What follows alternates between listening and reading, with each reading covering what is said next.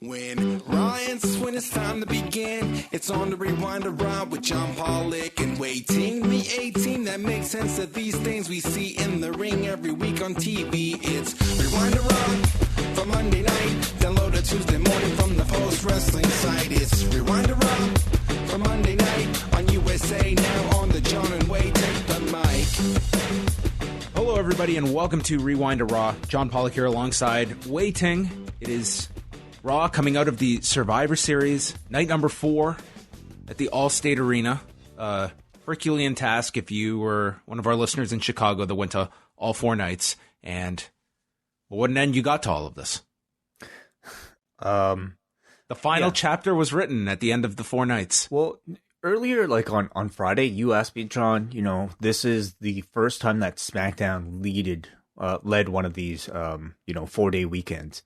And you asked me how I enjoyed it compared to maybe the old format. And I think my answer was that we couldn't really tell until this particular moment, at the end of Raw, at the end of what was 12 hours or something like that of programming. So I guess that's my question to you now. How do you feel like this ended up compared to maybe what we had before? I'll say, for all the talk of like Chicago, like the atmosphere adding so much to it, I didn't think that was the case, like in terms of that carrying over for all of the shows. In particular tonight's, it seemed like this kind of was the day after the party had ended, sort of had that feel. I mean, for us, like we're just watching it like normal, like a Friday through Monday. But for that crowd there in Chicago, that you would have to imagine there's a decent amount that maybe did do all 4 nights, although that's a pretty daunting task. I did like SmackDown kicking things off and having the go-home show the night before TakeOver and 2 nights before Survivor Series. And by the end of it, I mean, it'll be interesting to see what kind of ticket sales were like for Raw. Like, was there that sustained interest for 4 nights? Because it sounds like Survivor Series was the big ticket this weekend. Sure, yeah. I almost feel like this week might be a little bit different because certainly coming out of Survivor Series especially, Raw does not feel like the hot show. If anything, I think Friday's SmackDown felt more important than this, and that's really how it's being framed right now. But I agree. SmackDown, I thought, was the better show overall. Yeah, so we're talking about maybe an edition of Raw with far less involvement from NXT, which to me did seem to be like the hottest thing of the entire weekend. The only show without any NXT involvement of the entire weekend. And I feel like maybe some of that fatigue showed. I guess the question of whether or not this is better than, let's say a SmackDown on a Tuesday ending things. Ultimately, I do think this is better, but maybe this particular edition of Raw, or maybe Raw itself at this particular time, isn't necessarily, the best barometer when, I don't know, I just don't think Raw's that hot right now. What are you talking about? We literally kicked off this show with the announcement, the show sucks. Buckle up for 3 hours. Yeah. We will get to that. The town hallway. The town hall meeting. They literally took I love town halls. Oh, we need more town halls. Anyway, we'll get to all of that. Let's quickly breeze through the shows that are coming up this week. A lighter week coming up. There's no pay-per-view this weekend. It's a calmer week, which remember those words for when something crazy happens this week, I bet. Tuesday night, it is our monthly mailbag show. It is Ask Away. All of our Café members will get this show late Tuesday night as we dive into the mailbag. Are there a lot of questions this month? I would expect so. I haven't really taken a look to count how many, but we usually have a very healthy amount of people asking us all ranges of questions about anything in the world. Now, am I mistaken? Is this the final? This is the final Ask Away of the year. I think we're going to call this one the December Ask Away. So yes, the last one of the year. All right, so you can get your technically, I think we're going to actually have one at the end of December for January, but okay. Well, it's the penultimate Ask Away, so yes. Get ready, folks. It's coming. So you can send in your questions. Go up to forum.postwrestling.com, get them in before Tuesday night, and then the show will be dropping.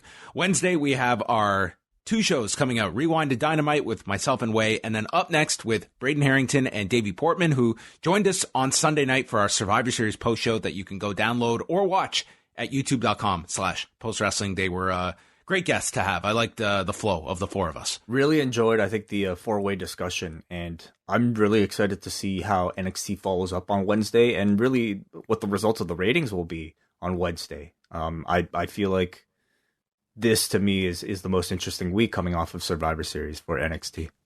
Yeah, in normal circumstances, I wouldn't necessarily be looking at, the post pay-per-view bump for NXT, but I think in the way in which they were positioned so strong, I think it is going to carry over to Wednesday. I think there was some of that tonight that, the big follow-up stuff, it didn't have anything to do with anybody on Raw. It's NXT that people want to see the follow-up to Survivor Series. Mm-hmm. Yeah. So that's coming up Wednesday. Thursday, Wai, are you aware, you and I will be together celebrating U.S. Thanksgiving. Had no idea it was U.S. Thanksgiving. Okay. It's Thanksgiving this Thursday, and we'll be live on the Café Hangout. Will you be baking a turkey? Maybe. Pumpkin pie? Yeah, well, we encourage our American listeners to call in. I guess it would be a holiday for a lot of people, right? Yeah, they're all off work. Awesome. It's a big holiday. Okay. So Thursday, 3 p.m. Eastern time, you can tune into the Café Hangout. All patrons can tune in and call in. Friday, we will have Rewind to SmackDown back on Friday this week, going through wherever the show is this Friday. Then into the weekend, we've got Thunderstruck dropping. Yes. The British Wrestling Experience drops this Friday, and I can't wait to hear about the Martin Benno and Jamesy's takes on maybe some of the events that took place this past weekend.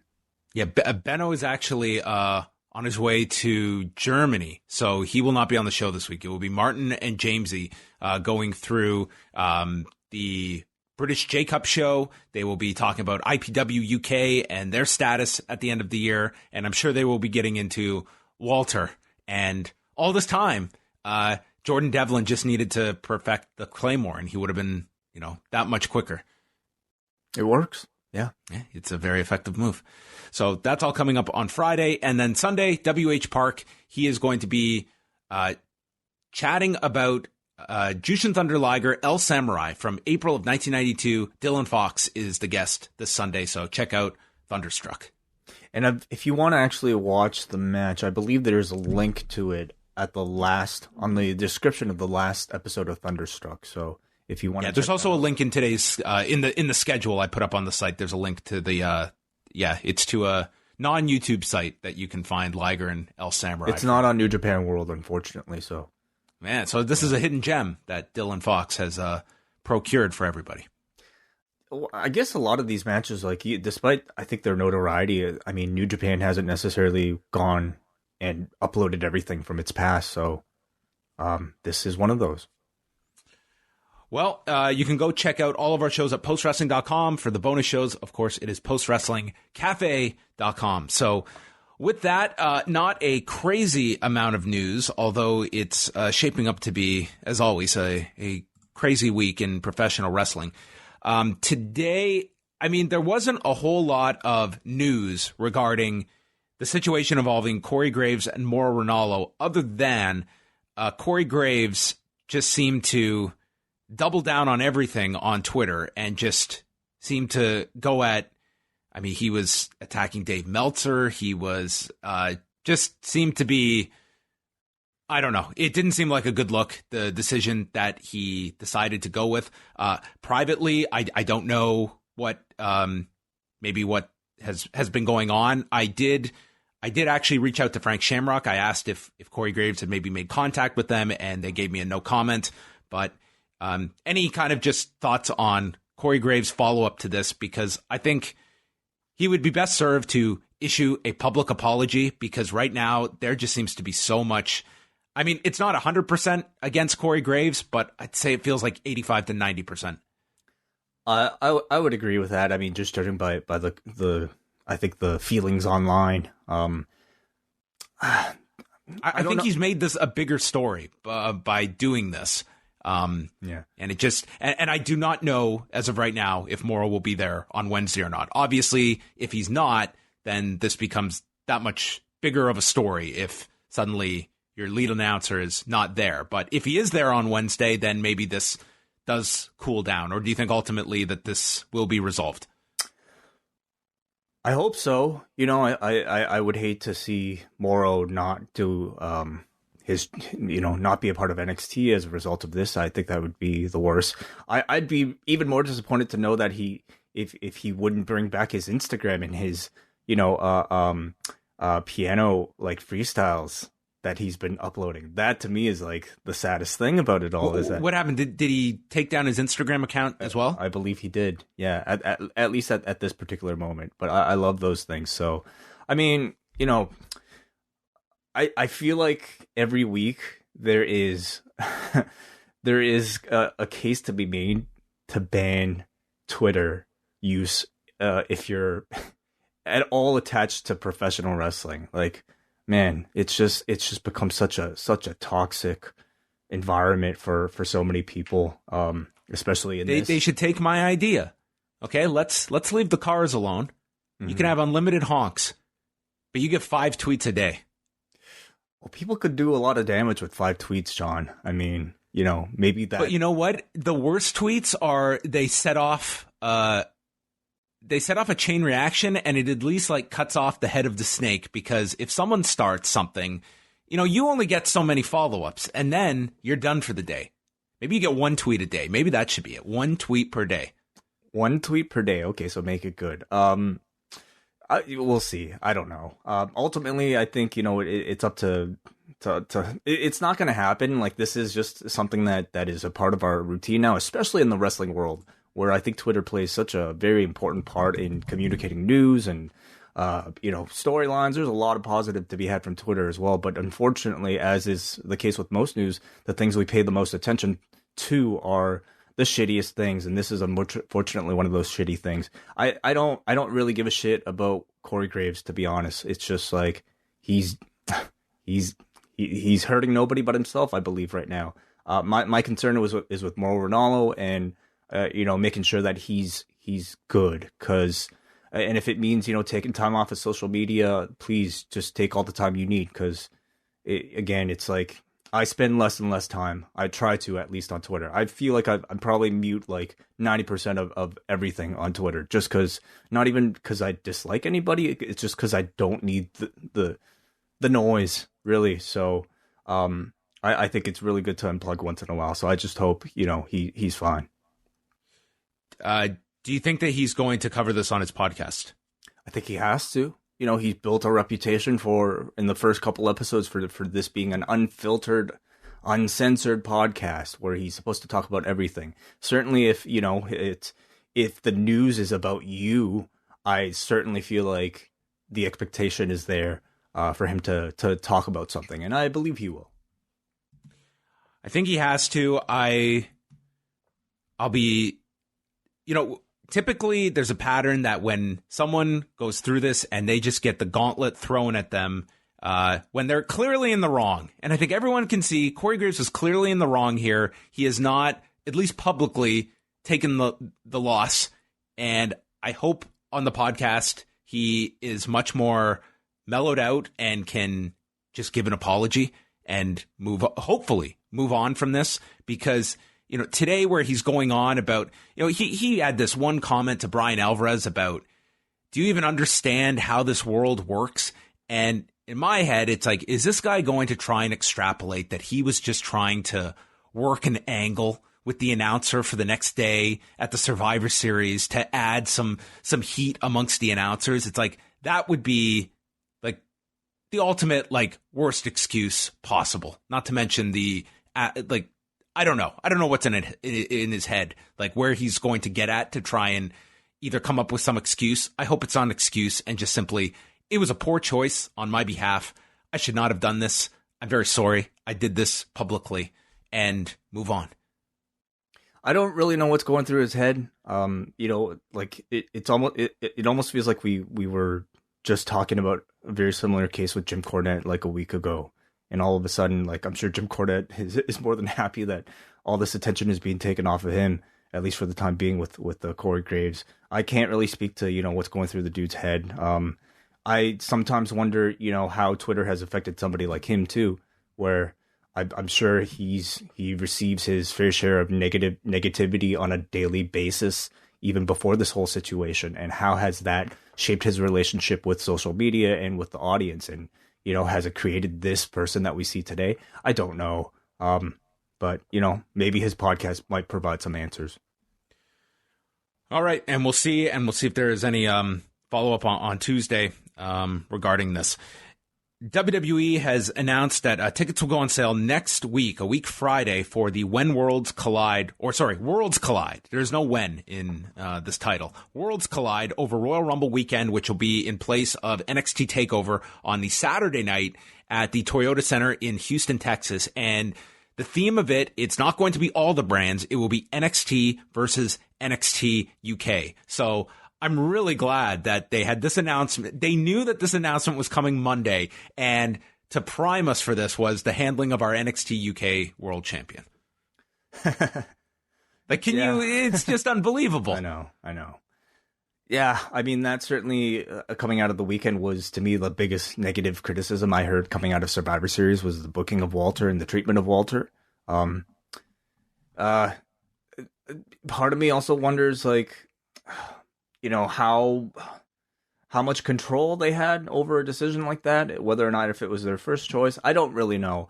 The thing is, I think, Walter is such a great talent that it won't take much for them to regain that value. I certainly don't feel like, that audience that's going to be there for Worlds Collide will look at Walter any differently. I'm sure on that show, being an NXT show, he will be booked very strong. So I hope he gets a bit of a redemption for maybe the portrayal of him on Survivor Series.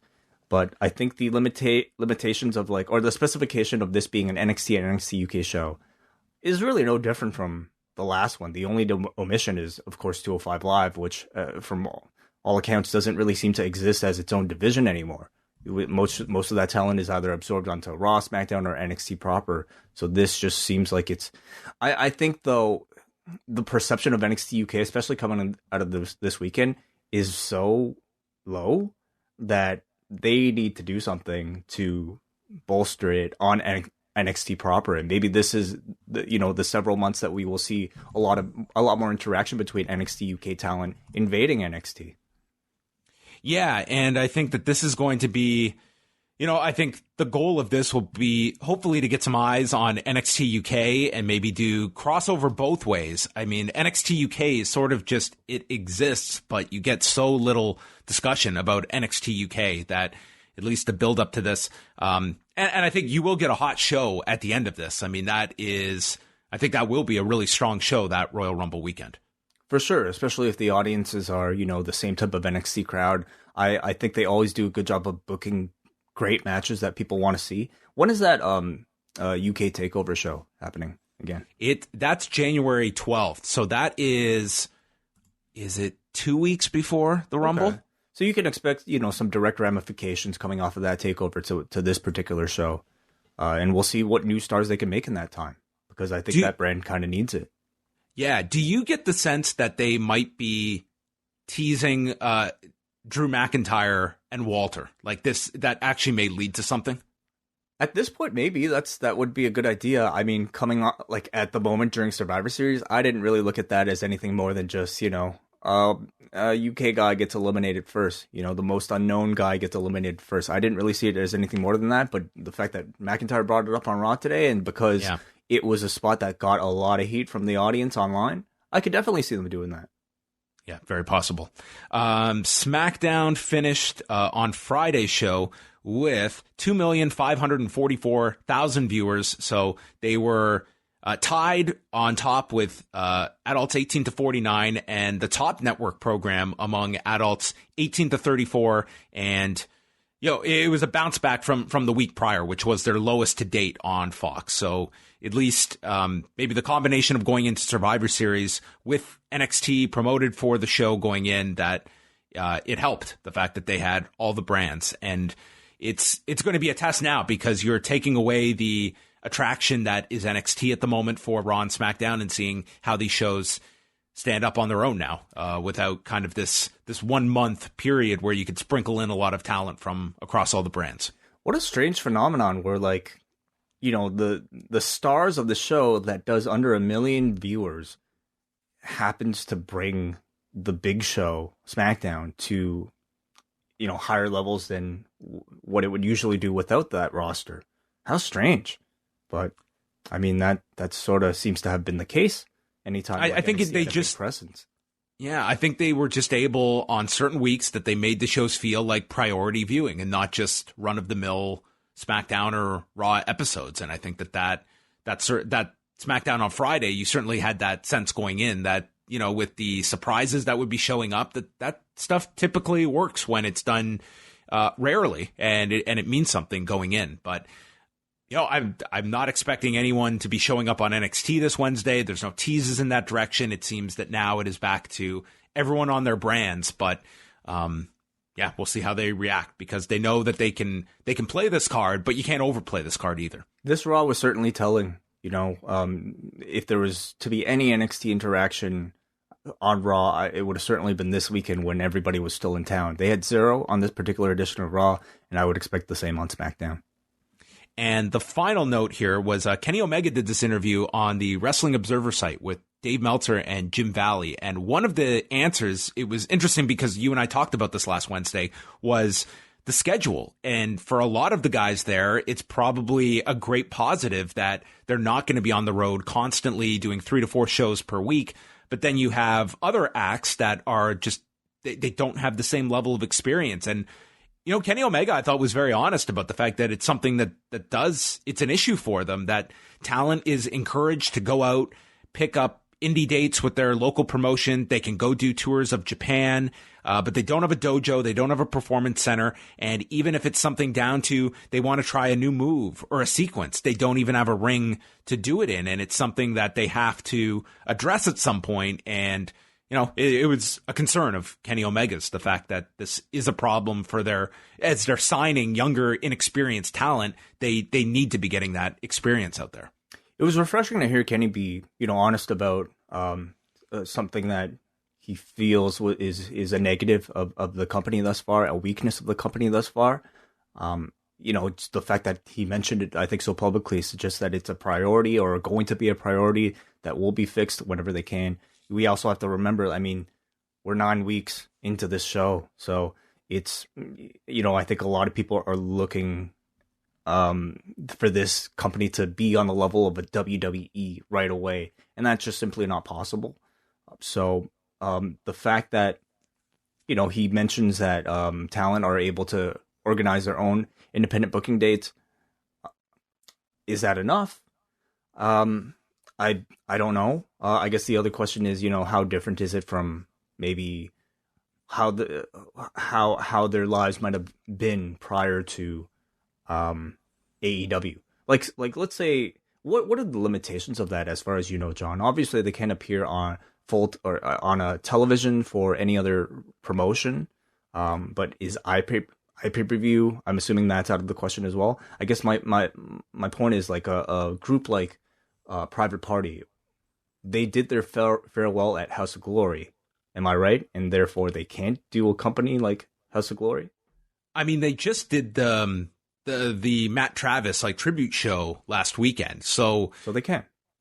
Yeah, I think that, you had, and I'm sure not everyone has identical deals, but, for GCW, for instance, they had that show at the end of September where it was all those guys having their farewell match.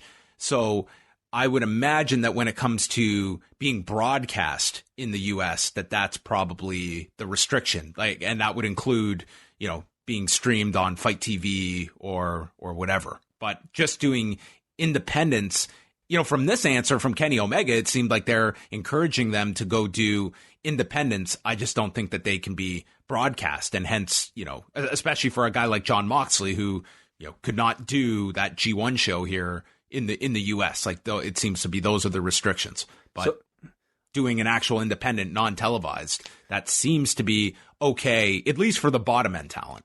Do you think that a situation like this, where you're free to book independent dates, but you'll receive very limited television time, only once a week, is this more favorable, or is being in the performance center where you can work on things like a shooting star press or something, but rarely, if ever, getting to be on television and maybe doing the occasional house show in a Florida loop.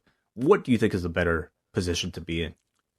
I don't think either is perfect. I think that for so many of those men and women that are in the performance center, it's going around to those Florida shows. And I think if you have a lot of potential, you would be better served leaving that environment and going and working the independents for 18 months to 2 years and being able to be flown overseas and going to work different places and then come back when you're more seasoned, as opposed to just being in that system and only knowing that one system. I don't think the AEW route is like AEW. Again, it's for some, it's a great kind of, it's a great place to go once you have that experience. But, Private Party is the perfect example of a group that those guys should be out every weekend doing matches. And then they come to TV on Wednesday. And, AEW, they just do not have the infrastructure now to set up a performance center, have guys relocate to one part of the country. Like, that's just such a massive undertaking that I would imagine that's years away from the process. Certainly not going to happen this year. I would not expect it to happen next year. So I think for now, AEW, it seems that there's at least some flexibility. But again, if you have to weigh the advantages and the disadvantages of, if you are going somewhere, it's not going to be televised. You're really not doing it for the payday. You're doing it strictly for the experience. And, some guys will want to do that. Some will not. Interesting. All right. For all the news, you can go check out postwrestling.com. We move on over to Raw from the Allstate Arena on Monday night. And to start the show, they recreated the backstage setup after the Crown Jewel pay-per-view. We had a town hall meeting with all the talent invited, and it wasn't Vincent Hunter addressing everybody. It was Seth Rollins. I was trying to oh, did they do this on Raw after Crown Jewel? You meant the backstage. The backstage. Got it. Town hall, yes. Which they said was going to be hosted by the locker room leader, Seth Rollins. Yeah, one that Seth did speak at. They have now taken Twitter Seth Rollins, and that is the guy we are going to get now on Raw. That's literally who they have made here. Absolutely. I felt this particular segment was exactly, I think, the embodiment that Seth Rollins, the embodiment of the persona that Seth Rollins has created for himself, whether or not intentionally, on Twitter over the past several months. He is in the ring. They chant for CM Punk. Everyone's around the ring, with the notable exception of Becky Lynch. Yeah. It would have been very awkward if she was there. She was not on the show at all. I wonder if there was any explanation of that. I mean, we know she's not necessarily injured. She was the last standing person on the show last night. So no explanation as to that, nor why she was absent here. It would have been, this would not have worked for the story, because if she was there, Seth would have to run her down. And A, that makes no sense given their relationship. And B, I didn't think this was good for any of these guys to just get run down to this degree, but Becky especially, it would have been, I think, really damaging for her to just take it. I agree. Walk away. I agree. You'd be forced to kind of create an awkward thing, but I think the fact that she wasn't there was pretty glaring as well. And I feel like there is a possible way of having Becky there being the one to finally walk away. She, even this man's fiance is not thinking that her fiance is doing a good job. Even his fiance doesn't approve of the way this person is leading the locker room. I think that would have been pretty interesting. You think what would the reaction have been to Seth and Becky being approached backstage by this company that is booking Rusev and Lana, and they say, hey, we've got this great idea where we're going to create friction in your relationship on screen. How does that sound? Well, Becky's going to stay in the back. That's what I think about it. Yeah. So Rollins says he tried to, Rollins said in reaction to the CM Punk chants that he tried to get Punk to come here, but he wants to sit behind a desk in LA and talk about a change that he's too afraid to make himself. This was really fascinating, and again, I think this continues the trend of us seeing WWE being willing to address the CM Punk rumors, not just, with these kind of clever one-liners to try to shut them down, but to actually create a discourse with the audience and having a substantial response like Seth Rollins does here, where he leaned into the Punk talk and talked, basically called Punk a coward who Seth has tried to call out, but Punk would rather sit behind his desk. At this point, I feel pretty confident in saying that there's probably nothing going on behind the scenes, but the way that you would see this, it was almost like Seth, and by extension the WWE, feeling like they're almost putting the pressure on Punk to come back and to do something. I'll go one further, that I think I think Rollins clearly knew, I think everyone knew, that he was going to get these chants, that they were almost designed by putting Seth in this role. And the way I took tonight's show, they are like, this was a major shift for Seth Rollins on screen, where he is now the corporate puppet and the complete anti CM Punk. Okay, what makes you say corporate puppet? Because they literally said in commentary that, or it was Kevin Owens who said that Owens has always remained himself, while Seth has altered himself to be the company's image of what they want him to be. Right. Okay, gotcha. So corporate puppet in the sense like him being his Twitter self, basically, criticizing anybody who he is team WWE. Team WWE, we are the best workers, bar none. Prove me wrong, like that type of Seth Rollins. Not necessarily, They are totally laying the groundwork for Punk, the guy that could be anything but WWE, and to come in and take out the guy that represents WWE from the guy that walked out on it. Like, that to me is what they are laying the groundwork for. But I'm with you. I don't think that there's any agreement on Punk's side at this point. I mean, it's also a character that works very much for Kevin Owens at the moment. He is playing sort of the authentic, CM Punk type of role. Yeah, well, he's going to be the foil for now. Yeah, I'll also say, I think by addressing not only acknowledging the CM Punk chants hit on, but also trying to create storyline out of it, is to me a great way of killing that chant, which up until this point has been a very rebellious chant, and still exists and will probably still exist as a very rebellious chant. Like, you're not supposed to say it on TV, and this is how we show our disapproval to Vince McMahon. But now that they're welcoming it and almost using it to build potentially a story, it makes it far less cool. So, it remains to be seen how effective that'll be to kill the chant. How many weeks until we get a Raw that's totally promoted around Seth's pipe bomb? Oh, that'd be great. And comes down sitting cross-legged on the stage. That'd be awesome. That would probably turn him babyface, actually. The pipe bomb should just be him, ending every sentence with "burn it down." Yeah, it's a scripted pipe bomb. Yeah. They're chanting for NXT, and Rollins agrees.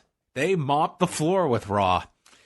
And Seth says, "I grew up loving this show. It breaks my heart to see what this show has become." If I was a normal individual watching this, that would be my cue to figure out what else is on TV, because I'm done. He addresses the talent saying, "You all sucked," and says they dropped the ball, and this went from the A show to the C show. We've gone down 2 letter grades in one night. Then he starts picking people off one by one. First, he addresses Randy Orton, asks if Randy wants to speak up. He was the weak link on the team. And Orton, instead of approaching Rollins or doing anything, he just walks off. And Randy had to get something in. So right as he's going to the back, the image or the clip that will just be attached to Randy forever, he does the jerk off sign as he's walking to the back, and Randy Orton, I guess, preserved his heat here. Yeah, this was the way he chose to combat this writing, and I mean, I think for the Randy Orton character, I thought it worked pretty well. Then he points out Charlotte, said she was the leader, wasn't even the last one standing for Team Raw, so then she leaves. Then he chastises AOP, who weren't even on the show. Wouldn't it have been great if everybody walking out did the same motion that Randy Orton did? It's just the whole roster. AOP. They've been talking for weeks, said we could have used you, but they don't need either of them. Then he moves to Rey Mysterio, who let all of us down. You couldn't beat Lesnar with a lead pipe or your stupid kid, while I beat Lesnar twice in the past year. Everyone walks out on Seth. They're chanting asshole at him. And I've got to say, for Rey, this is the guy that just like had a blood feud defending his son's honor. And then this prick calls him his son stupid. And Rey just shrugs his shoulders at this guy. I didn't have a big issue with it. I mean, you have to remember, like, Rey probably up until this point saw Seth Rollins as a friend, somebody he respected. And to hear somebody who is your friend and that you respect say something like that, your immediate, feelings aren't to attack him. It's more so to take yourself out of the situation. To insult your child? I think that's going on.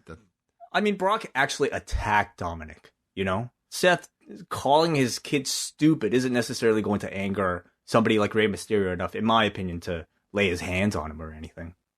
And it was just like, what we had here was just Seth having to deliver scathing heel lines that elicited a big reaction from the audience. And then Kevin Owens was the last one left.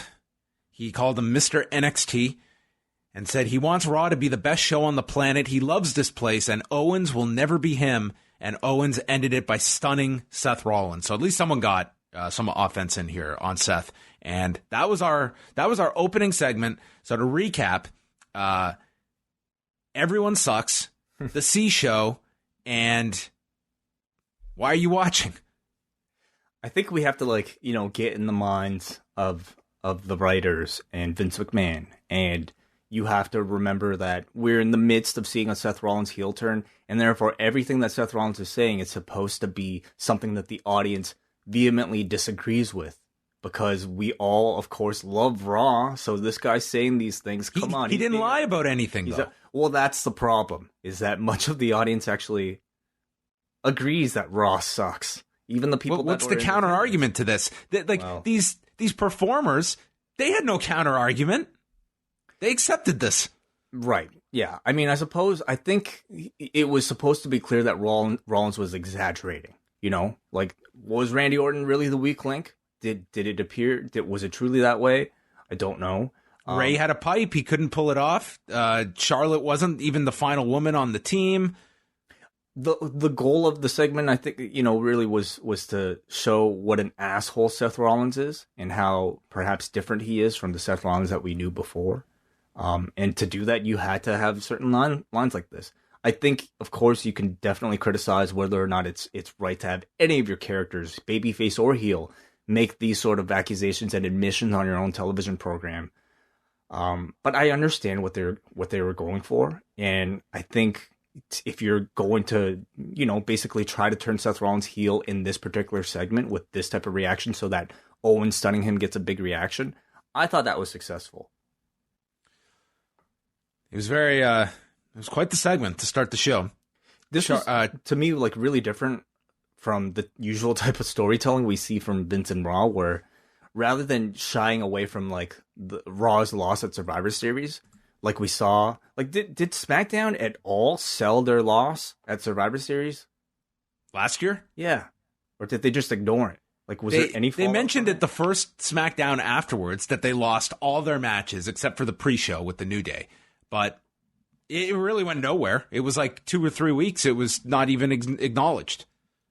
Okay, well, here I feel like they were really drawing attention to the fact that Raw sucked last night, telling us in every instance how embarrassed the locker room is, and using this loss to build storylines, which I find very different from, I think, how proud usually Vince is of all of its shows. And, you could have just as easily ignored Raw's score last night and just moved on with proper storytelling or different regular storytelling.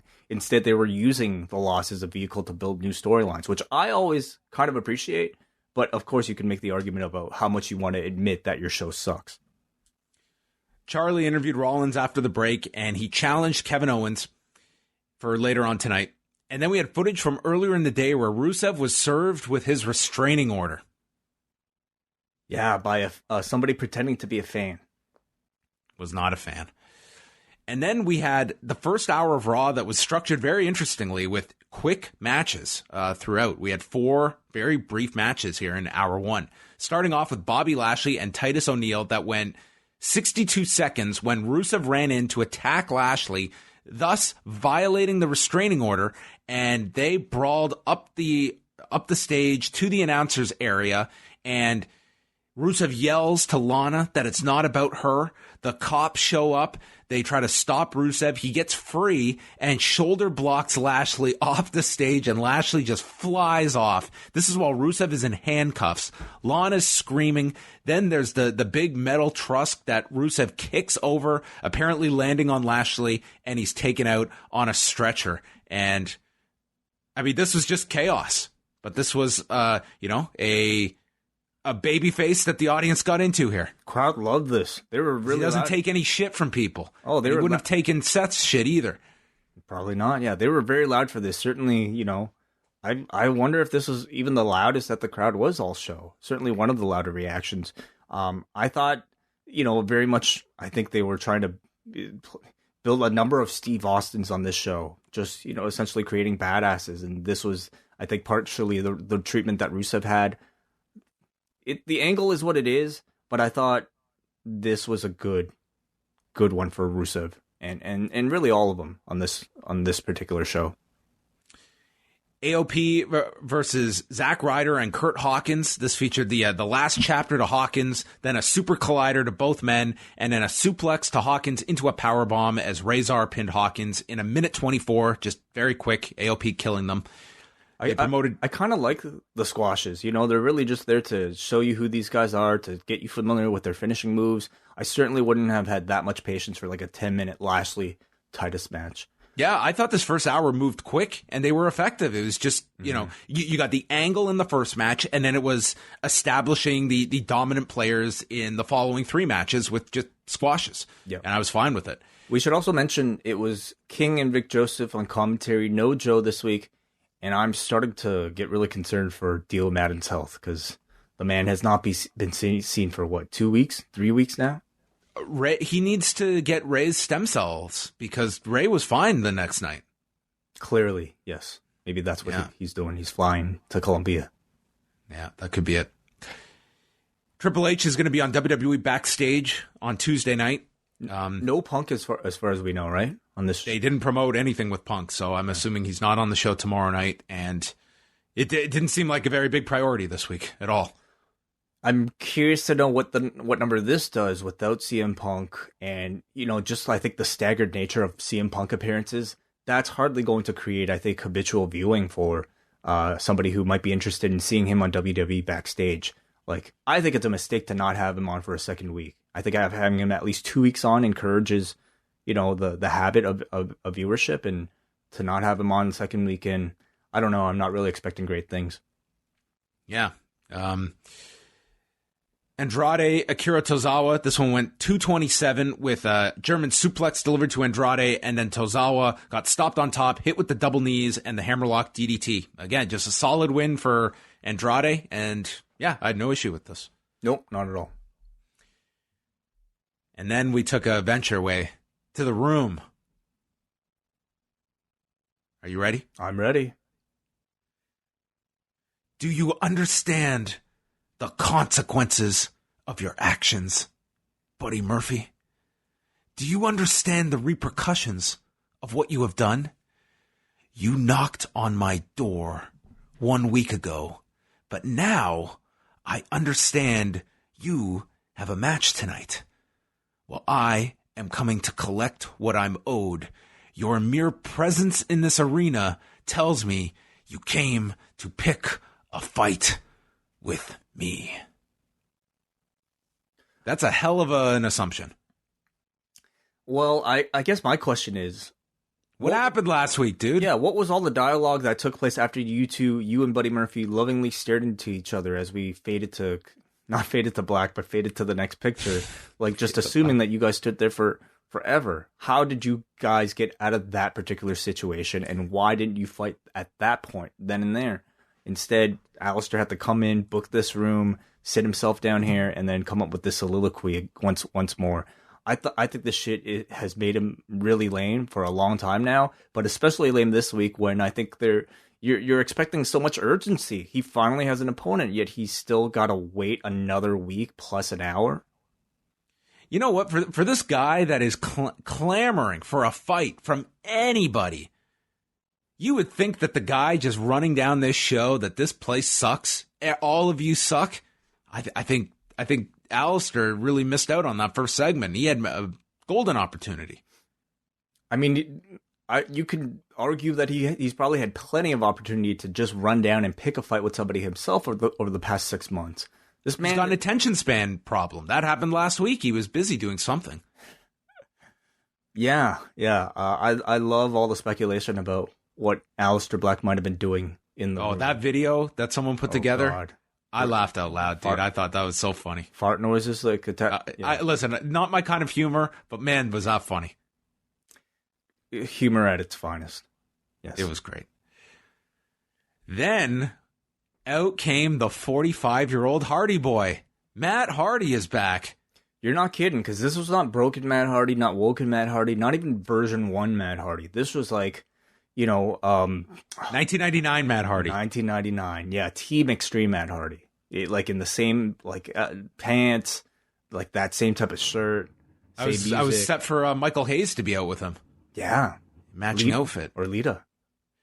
Yeah, this was a strange visual here, but I think we can see where this is going. He's taking on Buddy Murphy, and early on, Buddy hit the cheeky Nando's kick, which was its WWE version. It's called a Kick by Vic Joseph. What would the WWE version be? It would be the Bojangles kick. Yeah, the Popeyes kick, the Progressive Insurance, your number one draft pick kick, your number one draft kick.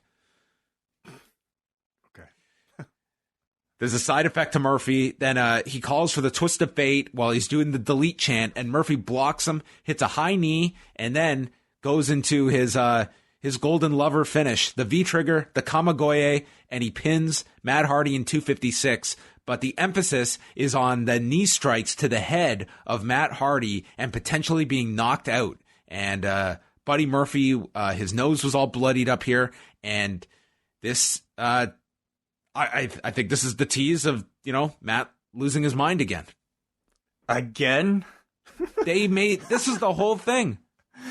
All right. So he's gone from being broken. Fragile, Matt, and now he's shattered, Matt. So he was broken before he came Hardy. Before he came to the WWE. Once he came to the WWE, he was just kind of like in a between state where he appeared to be perfectly fine. And then he slowly became woken. And then I guess he just took time off and he healed himself and he's perfectly fine again. And now all it took was one match with Buddy Murphy and he's going to become broken again. Like, I don't know if this dude should be wrestling. Clearly, like, I don't know what type of concussion protocol tests he's been passing, but I think this dude is way too susceptible for being changing character based off of like one head strike. Yeah, it's the subconcussive blows that are the most damaging. So maybe they need to do a concussion angle with this guy. He's not cleared. Yeah, I mean, do they really need an excuse for him to like be broken or woken again? Like what? And do people care? It does feel like it's kind of past its expiration at this point. I mean, we're talking about the broken thing was really hot in 2016. It's like we're almost 4 years removed now. Yeah. Murphy then calls out Aleister Black, and the way he called him out, I mean, he was almost like about to like start yodeling or something. Like, did you hear how high pitched he got? No, it didn't. But it reminds me of Cesaro's yodeling gimmick. The fact that they actually did a gimmick based on yodeling. They gave it to a wrestler as great as Cesaro. Yeah. God, I want to say that there was crossover, like of these multiple, like adding like yodeling to Cesaro. Remember when Natalya farted? Oh yeah, that was her deal. She farted when she'd lean over. Yep. Mm-hmm. Some horrible shit that some of these performers we have an Olympian doing a short gimmick. It's always like the best talent too that gets some of this awful shit. Everybody's good, John. Like if you're in the WWE, chances are you're actually a really good professional wrestler or an athlete or something. But yeah, sure, maybe the very best ones somehow get saddled with it because I don't know, they lack personality otherwise if they're not yodeling.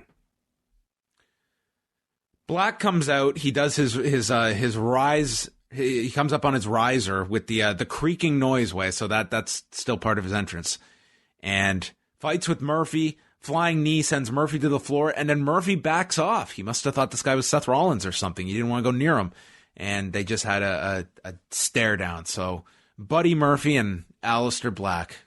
I'm excited for date. I'm excited for the match. You know, I thought this physicality was great. I just hate that this guy who apparently has this insatiable need for violence, I mean, comes out here with a ton of aggression, then he just gets into the ring, stays in the ring, and watches as his prey just leaves. I really feel like this would have been a case where Black should have just came out and destroyed people. It doesn't have to be Murphy, but like he should have just like went on a tear destroying a bunch of people, because that's what the gimmick is, right? He's been caged for such a long time and he's waiting to be unleashed. Well, now he's unleashed and he just walks out here, does a few moves, and then just stands in the ring. I think it's just really taken the edge off of him. Yeah, I think last week, like, it was so goofy. It was just so goofy, like, everything with him that you don't know, like, is this comedy that they're going with this guy? Was it just poorly put together? But I don't think people have a solid read on this guy, and he could be, you could go one way or the other. He could be a real great kick-ass babyface, or he could be this demonic dark heel. But this guy is... like, people are joking about he's stuck on the toilet while people are knocking on his door. Like, it's just, you're missing the mark, whatever way you're going with this guy. And I don't think people know how to take to him. And he has enormous potential. If they had held off on his call up for 10 months, we'd be seeing him as part of Team NXT as a part of this invasion. And he probably would have had somebody like Keith Lee's spot in a show like last night. And just look at the world of difference where, like, what a waste. Like, look at this year for him. Like, what is this? He's been up on the main roster, dude, since February. Oh, yeah. February. What has he done? Same with the AOP. Yeah. He had that awesome match with Cesaro at one of the pay-per-views. And that's about it. I don't remember that at all. I mean, it did give birth, I think, to your wonderful recaps, and I wouldn't trade that for anything. So I'm grateful, at least for that. The greatest part is if you could see my Twitter feed when an Aleister Black promo occurs, like, it's just, I am synonymous with one thing and one character, and it's Aleister Black. Charlie was with Charlotte Flair. She said she's never been a team player, but is the only one that was qualified to lead Team Raw, and brought up how she beat Asuka at WrestleMania 34, and they'll have a rematch tonight. SmackDown promo, all they're promoting for Friday is a new face in the Firefly Funhouse. So are we talking a new puppet or an actual new, wrestler that'll be a part I thought this was to mean he's going to try and hang up Daniel Bryan's photo. Oh, right. And then maybe Bryan will stop it. Wouldn't that be disappointing? I'm going to hang a new picture. That's your main hook for SmackDown?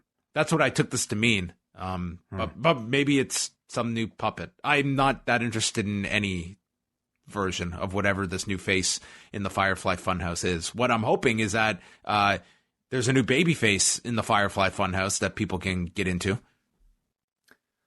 Because I don't know where you go with this guy next if this Bryan feud's over. Yeah. AJ Styles was supposed to take on Humberto Carrillo for the United States title, but he gets jumped by Anderson and Gallows, leading to a magic killer on the steps. And then Ricochet comes to check on him. Styles cuts a promo, makes fun of Ricochet being a superhero, and Ricochet... it's like there should be a warning sign when the microphone enters this guy's hand. He said, whoa. Are you telling me this is what the great AJ Styles has become? Oh, God. I want to challenge you for a United States title match. I think we found our Aleister Black replacement once he's out of the dark room. Wow. Oh. Styles says, I signed to face Carrillo, not you. So then Randy Orton comes out. He wants to face AJ for the title. Styles brings up that he beat him at WrestleMania. He's beaten both Ricochet and Orton. So Drew McIntyre comes out, and he's just going on about his sexy accent how he beat Braun Strowman and Walter last night. Chicago doesn't deserve this match, but he challenges AJ. Again, Styles not interested. It's notable that, the mention of Walter elicited a ton of boos. So I think they're at least making it into a big deal. Whether or not they're actually planning on building to a match between the two remains to be seen. But I feel like this line was specifically put there just because they realized how big of a deal that was in hindsight. And then Rey Mysterio is the last one out. He too makes a challenge. Ricochet suggests a fatal four-way where the winner faces AJ tonight, and then Gallows and Anderson agree that that's a really good idea, and AJ is forced to accept all of this. I mean, I'm happy with the number one contenders match. I just hate how lazy the segment was put together. Like this is just your typical WWE career mode video game segment, Like one person comes out, then another person comes out, then another person comes out. The only thing missing was Teddy Long to make the match, and instead it was Gallows and Anderson somehow doing it themselves. So I felt like it was just really like, because you could tell where it was going from the very beginning. The other 10 minutes of it were just really tough to endure for me. So you're saying the SCU Chris Jericho segment set up a title match better last week? A little bit, yeah. All I'm asking for is a bit of creativity, maybe some entertainment, like entertaining lines, good promos themselves. This was just like an excuse to for everybody to show their faces and hear their music. So we get the four-way. Went 14 and a half minutes here. Some good stuff in this. Some highlights included Ricochet going for this inverted Rana that gets stopped on Drew McIntyre, who then goes for the inverted Alabama Slam, which is turned into a victory roll by Ricochet. McIntyre then comes out with a sit-out powerbomb for a 2 count. The dreaded Claymore to Ricochet gets cut off with an RKO from Orton, and then the OC pull Orton to the floor and send him into the barricade. Ricochet blocks a West Coast pop by Rey, who then comes off the rope for a cabrata. It's caught by Ricochet, and then Rey uses a small package and pins Ricochet in 14:29, and Rey Mysterio is advancing to challenge AJ Styles. Despite the way that it was built, I thought this turned into a really fun match. For me, especially starting with the Randy Orton Drew McIntyre chop fest. So I guess like in pinning and defeating Walter, Drew McIntyre must have stolen his superpower as well, because these chops were insane from Drew McIntyre. In fact, I kind of feel like he got the better of Walter even last night. So I wouldn't mind it at all if Drew started to like keep this as part of his repertoire, especially if they might build to a potential match between he and Walter down the road, because his chops sound loud as fuck. I thought the 3 non-winners all looked really good here. Orton's great, Drew's great, Ricochet's great. I think Drew especially, though, when I think of any of these guys in a potential program, I just don't have that much interest, because none of them have had a really good story in a long time. So Rey by far, I think, has the most, interest of anybody, because he was just coming out of such a hot program with Brock.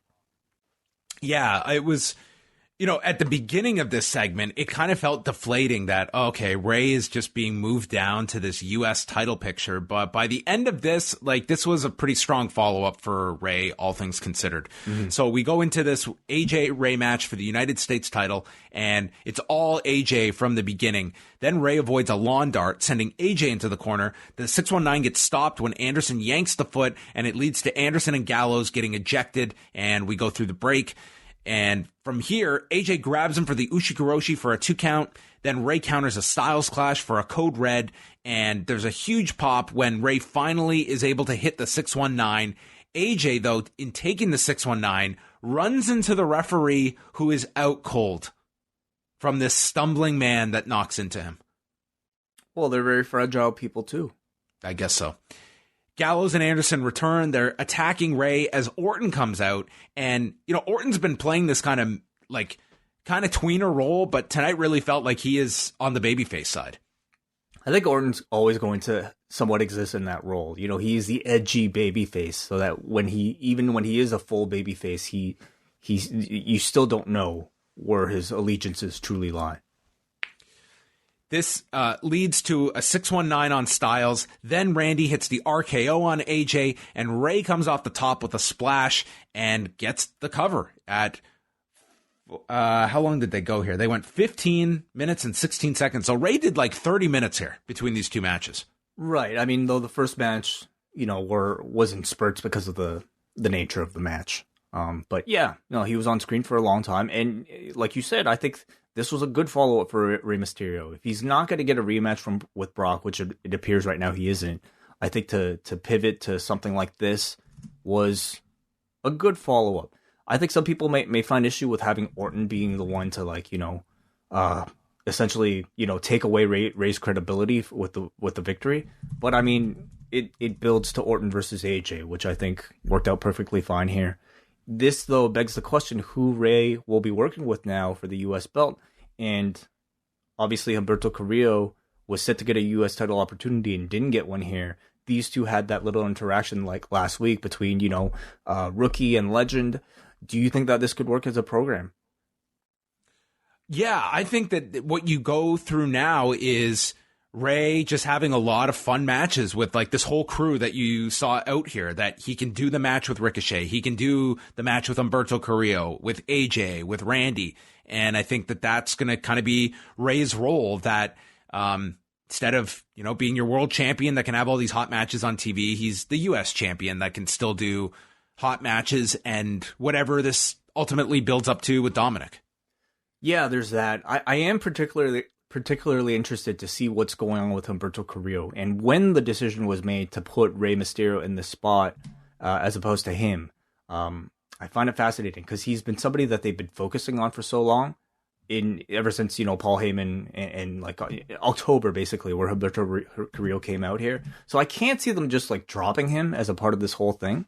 I'm trying to think what a feud between Carrillo and Rey Mysterio might look like, because it would certainly have to rely eventually on Carrillo, maybe even working as a heel. And will that work? Will that be the thing that might actually get his personality out there? I'm not sure, but I think the match should be awesome either way.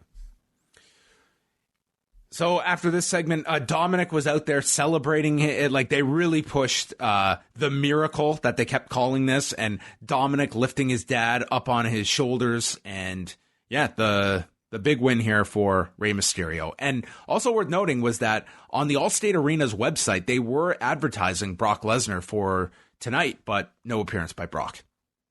All right. Yeah. I guess makes you wonder if he'll even be at TLC if they got nothing for him here. I didn't think there was a likely chance of that anyway. But when you threw in the idea of Rey and Dominic together, I mean, it sounded crazy, but it doesn't seem, or else you would shoot some angle tonight, you would think. Owens is in the back. He takes the microphone from Charlie to address Rollins. He's known who he is since he laced up his first set of wrestling boots, and the entire time in WWE. He's never tried to be something he's not. Even when people tried, he would say no. He's fine being Kevin Owens, whereas Rollins always wants to be what this company wants him to be. And he's become a miserable and an insufferable prick. So Mr. CrossFit, that stunner from earlier was nothing. There's another coming your way tonight as I turn Monday Night Rollins into the Kevin Owens show. Good promo from Owens. Essentially, I think vocalizing much of the audience's frustrations with the persona that Seth Rollins has built for himself, both on TV and also, I suppose, on the internet. And I think Owens, in this current Steve Austin-like character, is a perfect antithesis for this particular storyline and this particular version of Seth. Judging by the audience reaction, he is by far a better choice to lead this particular show as a top babyface than Seth at the moment. Owens speaks with the very authentic voice that Rollins just doesn't have. But as a heel, I think this version of Rollins is already working out really well. They missed such a golden line in that opening segment with Seth running down the whole roster and saying, all of you and your inadequate performances, you're taking food off my table. Oh, he could have just recycled his whole timeline. Absolutely. That should have been the line. Can he call out a journalist in storyline for inaccuracy or? We'll see. We'll see where Seth goes with all of this stuff. Maybe he'll start making references to why he is the greatest wrestler in the world. I would love to see that character on TV. Yeah.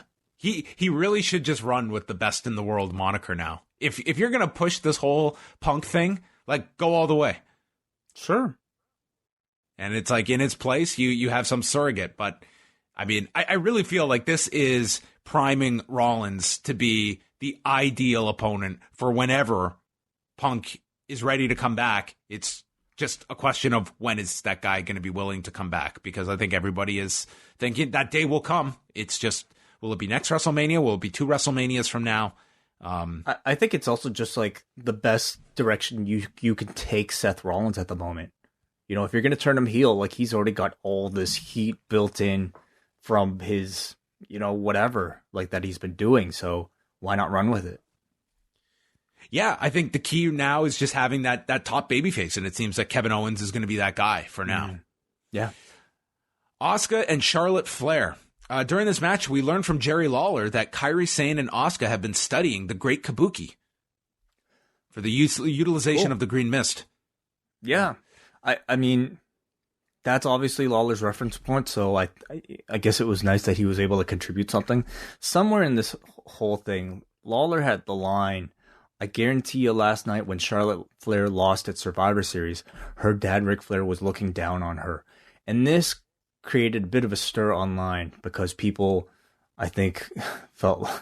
It was like a weird interaction he had with Vic where, like, Vic paused for a second and said, Ric Flair's not dead. So it was just like a really awkward moment because I know what Lawler meant. I don't think, he meant exactly what people were, or even what Vic Joseph thought he meant. But it was I think if Vic hadn't have said that, like, looking down on them in disappointment. That's what he meant, clearly. But, you know, it created a bit of a stir in the live Twitter reactions. Yeah, I think that's more so because Vic reacted that way and said that line. Certainly it sounded awkward, but yeah, I don't think that deep into it at all. Asuka then takes a boot, rolls to the floor, and Flair then chases after Kairi Sane into the crowd as we go into the commercial. They also are bringing up that Charlotte is still dealing with the effects of the mist because you can see the mist still in her hair. I mean, I'm sure that sucks trying to get that stuff out. Those are the effects. Imagine spending like hours trying to get that shit out, and then you get to TV the next day and you look at the finish of your match. It's like, I'm going 17 minutes and this is the fucking finish. So there's an Asuka lock. Flair then rolls over on top of her for a 2 count.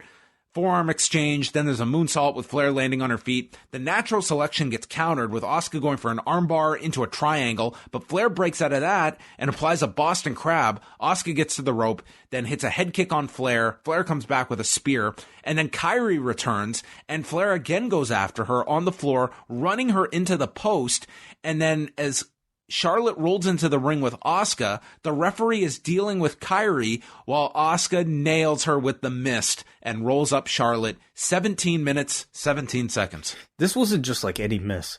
This was like a gallon of mist, like a tank full of mist. Like, I had not seen this much mist ever come out of Asuka's mouth. But it was everywhere. But it's a finish that's over. It works. It seems like this feud is continuing as a result because of this illegitimate win. I really liked this match, actually. I thought it was well worked. I thought these two continued to show that same chemistry that they had for their Mania match, but it absolutely died in front of this audience.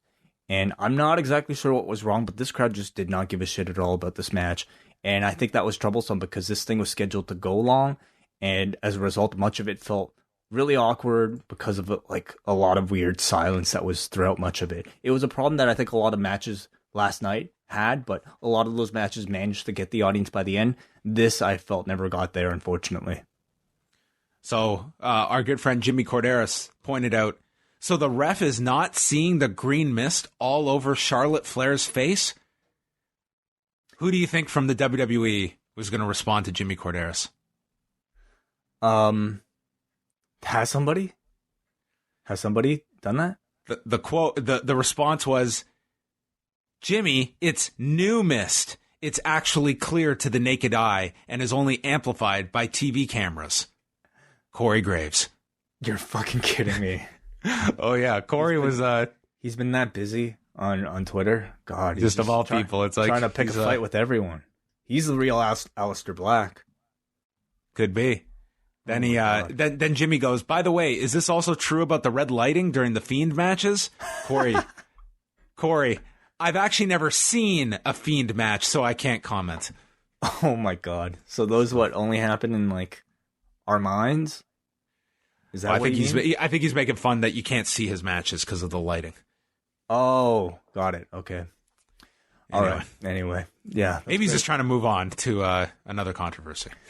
Yeah. So, a safer one. What do you think? Anyway, where do you think they go from here? They're advertising for TLC locally. Charlotte and Becky challenging the Kabuki Warriors in a TLC match. So I would suggest that match already. Well, locally they're promoting this, and the Observer had reported that is accurate. Like, that is the plan of where they're going. So unless they change direction, but Becky's kind of been tied to the Kabuki Warriors prior to all the Survivor Series build-up. So I could see next week Becky maybe coming to Charlotte's aid and we get a tag program because there's no one ready for Becky. Yeah. A TLC match, you said, right? Yeah, I believe they're advertising as a TLC match. I mean, so that's an interesting new wrinkle, but God, like, I feel like this thing would be way hotter had they not already gone to those tag matches between Becky and Natalya and Charlotte with the Kabuki Warriors, because I thought, like, the whole, like, Natalya getting a win over Asuka in that particular tag match made absolutely zero sense, and I think threw everything off. And Becky, like, didn't they have a follow-up after that resulted in what? Who lost that? It doesn't even matter. My point is... Last week, Becky and Charlotte teamed up. They beat the Iconics. Prior to that, Asuka and Kairi Sane beat Becky and Charlotte 2 weeks ago on the show in England. Okay. I have far less interest in even them announcing that TLC match because I think they've just jumbled this whole thing so much between, Charlotte and her, whichever tag team partner she chooses that week, and the Kabuki Warriors. But this stuff between Charlotte and Asuka themselves, starting from last night's Survivor Series match up until this point, I think has been actually really good.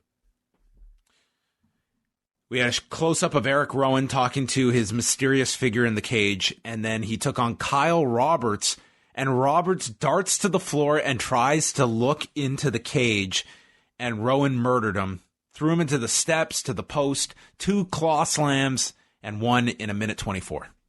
I love that they had this, like, jobber just do this to illustrate how serious Rowan takes this cage thing. But I thought this died in front of this crowd too. And I felt like the rest of the show was going to have a lot of trouble with 30 minutes remaining. Did you like, what do you think of that? Like, do you think that it was just a lack of reaction from the crowd? Or do you think there was any manipulation from the microphone audio department going on? For what specifically? I suppose, like, in the event that there were chants that they didn't want to be as audible, do you feel like there's any possibility that they might have lowered crowd noise? Yeah, I don't really, I couldn't tell. Like, whenever the Punk chants, like, there were several of them, but they were very brief. They were not sustained. And then died out quick. Yeah. It didn't seem like there was a large number. It was just like a certain amount of people making some noise, but then, they would not last long. So I don't know if they just died out quick because no one else was chanting with them, or if there was any kind of adjusting of the audio. I would think at this point, the fact that they're playing off of them, I would think they'd want these Punk chants now. Yeah. Interesting. The Iconics did a Black Friday sale with R-Truth, an ad. Then Charlie interviewed Lana. R-Truth comes in and steals. That's what he did. That's I guess that's one option that you have when you go to any of these sales. Just steal stuff. I guess so. Yeah. Is the 24/7 title done? Well, this week? Did he take what is it? Did he take the 24/7 belt I think that's what he stole. He stole his own belt. Was it last week? He lost it to the employee, and then he won it back from the employee. I can't even tell you who the champion is right now. I think it's R-Truth, but don't quote me on that. I think he's the champion. Yeah. Okay. Lana said that Rusev is a danger to himself and all of society. He had a petition. She has had to petition multiple courts for multiple restraining orders. WWE should fire him and send him back to Bulgaria. She kept referring to Lashley as my Bobby, and then said that despite all of this, what happened tonight, Lana is okay. Thank you for asking. All right. Great. Rollins and Owens, our main event. There was a lot of time left on this show. This match ended up going 14 minutes. The Punk chant started in the opening minute, but again, as we mentioned, they didn't last long. And as we went to our first commercial break, they ran a promo featuring old clips of Starrcade to promote this Sunday is Starrcade at 7 o'clock p.m. No match announcements, just some random clips, and it's going to be great on Sunday. God, I didn't even see it, honestly, myself, and I have zero interest. I mean, especially coming off of, I think, a very eventful weekend. I kind of am suffering from WWE fatigue anyway, and the fact that there's probably not going to be any important matches on this show. It's 1 hour. Yeah, okay. Yeah. Of what? It's just they're taking an hour out of a house show to air on the network. That's it. So I don't think it's high on most people's priority list. Owens went for a swanton, landing on Rollins' knee, and then Rollins gets in control. More Punk chants at this point. Owens fights back, hits a cannonball. There's a swanton off the apron to the floor, and then a frog splash for a 2 count. Owens then takes a blockbuster, a Falcon Arrow, but then Rollins misses with the stomp. The stunner gets countered. Owens hits the pop-up powerbomb. They're trading super kicks. Rollins is in control, and he sets up for the stomp, and then gets hit with the stunner right as AOP walk down. And AOP get into the ring, and Owens stands up to Akam, slaps him, and they beat the hell out of Owens. The DQ is called at 14 minutes and 2 seconds. The crowd hates this. They are chanting bullshit. AOP continued to double team Owens to no heat as they repeatedly sent him into the corner. And then there's a running boot driving Kevin Owens' head into the post. So maybe we'll get Broken Kevin as well. Broken Kevin. Okay. What would that entail? He would speak with an accent? Maybe he would be... Yeah, maybe he'd only speak French from now on. I think Sami Zayn should get a broken version. And he could revert to, his masked friend. You could potentially do that if you could locate the masked man. He's retired now. If you could locate Sami Zayn at this point.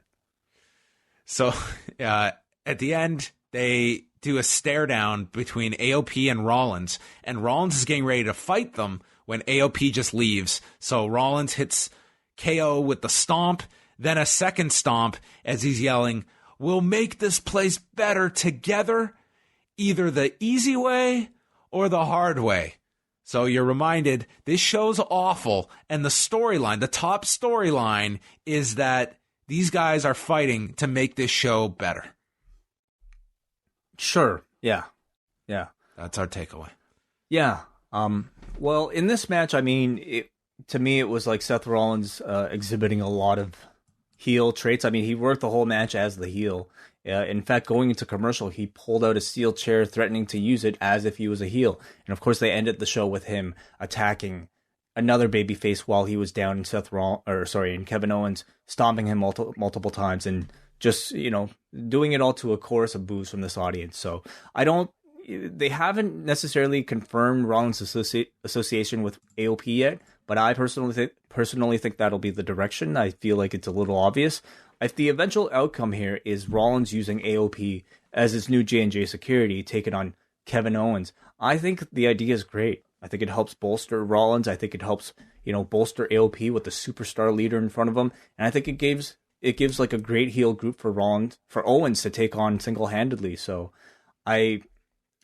you definitely can debate whether or not Rollins' speech at the beginning of the show was healthy for any or necessary for anything, that they wanted to get to in the storyline. But I think coming out of it, I really like the direction of both Kevin Owens and Seth Rollins. Yeah, it's we'll see where all of this goes. It's I don't know. I'm never a fan of telling your audience that this sucks, and you don't have so much of that opening segment was just pretty much it's met with indifference, with the exception of Kevin Owens, who is the guy that is feuding with them, but it just seemed to make everyone look kind of lackluster, like they were accepting of these criticisms and nothing that the audience could even argue based on last night. Like this is the losing team. This is the Toronto Maple Leafs. Well, they do have to sell the loss. One of these three brands had to have some type of losing. They had to lose, and I just feel like that's just their springboard to get to this Seth Rollins heel character. Again, you have to remember Seth Rollins' promo here was meant to sound like it was an exaggeration, and that it was meant to outrage all of us loyal WWE Monday Night Raw viewers. How can this guy say this about our beloved show? Beloved show. True as it may be, but that's how I think the promo was designed. Here's somebody we thought was supposed to be our leader, our representative, talking this much shit about it. So you have to remember maybe how this might sound to, let's say, somebody who's a staunch WWE Raw defender. Anyway, it's how they choose to tell the Seth Rollins story right now. I think with Raw at the moment, it's this is a show that is very much it is, the storyline is this is a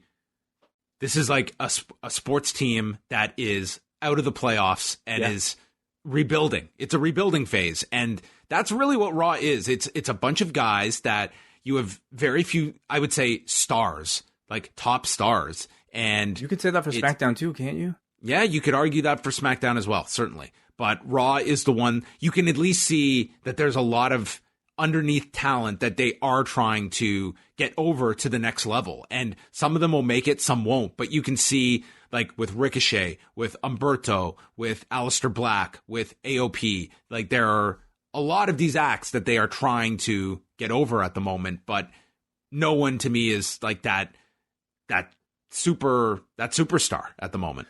Clearly, there was a problem at the top, and at the top was Seth Rollins attempting to, be the big baby face, and it simply wasn't working. To me, it feels like Kevin Owens has a much better chance of assuming that role and being successful at it, whereas I think Rollins is maybe a really good fit for being a top heel right now, because the audience doesn't really like him that much anyway, and because, it just, whatever he's been doing thus far has not been working for him. So I do have high hopes for this program. What do you think would be your preferred world champion right now? Brock Lesnar, where you pretty much have an inactive title until major shows and he's just gone, or a champion that's there every week, but it's The Fiend, and that comes with its limitations? I think I would rather The Fiend, honestly, because at least he would have a presence on the show. Brock is nice when he's around, but again, I don't think he's somebody who ever needs the belt in order to have that sort of value. Whereas, I'm looking on Raw, and I wouldn't even mind Rollins with the belt right now, especially if he's going to be a heel, and Owens trying to chase. But ultimately, obviously, I'd much prefer the belt being, battered around between people that are actually going to be there week to week. All right, that was Raw. What did you think of tonight's show? I thought it was an edition of Raw that was somewhat free from the handicap, nor the benefits of, I think, the brand intermingling brand stuff from Survivor Series. And as a result, for better or worse, I think we're finally able to resume some proper storytelling and character build here. I feel like we had that again with Rollins, with Kevin Owens, Rey Mysterio. I thought was a positive on this show. But I think a lot of the matches, while they were decent, definitely suffered from the lack of energy in the crowd for whatever reason that might have caused that. Yeah, I would say that, you had some fast moving matches in the first hour, and then you got your minutes with the 4-way and the US title. And I think that those came off very well. Yeah, it was to me it was kind of the final hour. I wasn't as much into it. I think the crowd was just done at this point, and it was kind of just a mixed bag of a show. So, let's go and see what everyone had to say on the forum. On a scale of 1 to 10, the forum gave this a 6.22, which is pretty high for Raw standards. Yeah. I mean, like close to Survivor Series, actually, if I remember. All right, let's start off with Paul in New Jersey. This Seth losing the locker room because he's a tool angle is great. This show only enforces that Kevin Owens should be a top babyface priority in this company, as well as win the Rumble and leave WrestleMania with gold. As goofy as Murphy and Black was last week, I thought they did a good job tonight, and this feud has potential. A pretty enjoyable episode with seeds planted for future feuds. Negatives, too many missed spots, as in M-I-S-T. And was it me or was Lawler extra batty tonight? I don't know what it is, but I mean, maybe it's the lack of a third man that's now requiring Lawler to take on a bigger role. He definitely felt like he was out of his element for a lot of these matches. I mean, like, I don't think he even knew Akira Tozawa's name. So I think he gets more exposed, certainly, when it's just he and Vic. We go to Brandon from Oshawa, who says, this was easily one of the best Raws of the year. Owens, Mysterio, and Rusev were all super over, and they should be focused on as the top baby faces of the brand. I thought at the beginning of the show that a Rollins AOP pairing would be solid, and I love that the show ended with a potential tease of that. My only issue was that the Viking Raiders didn't stand up for themselves, being the only winners from Raw. They look like total losers in that opening segment.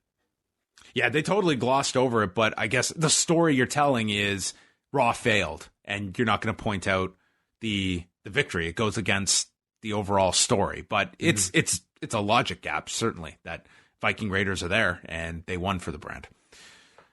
Guy from Charlotte, North Carolina. Raw continues to be an improved show. It's far from great or even very good, but it's much better than it was a few weeks ago. Even the Rusev Lashley stuff is starting to pay off. The United States title saga tonight was pro wrestling at its best, and the main event was a very good match with a potential angle being set up at the end. I thoroughly enjoyed tonight. 7 out of 10.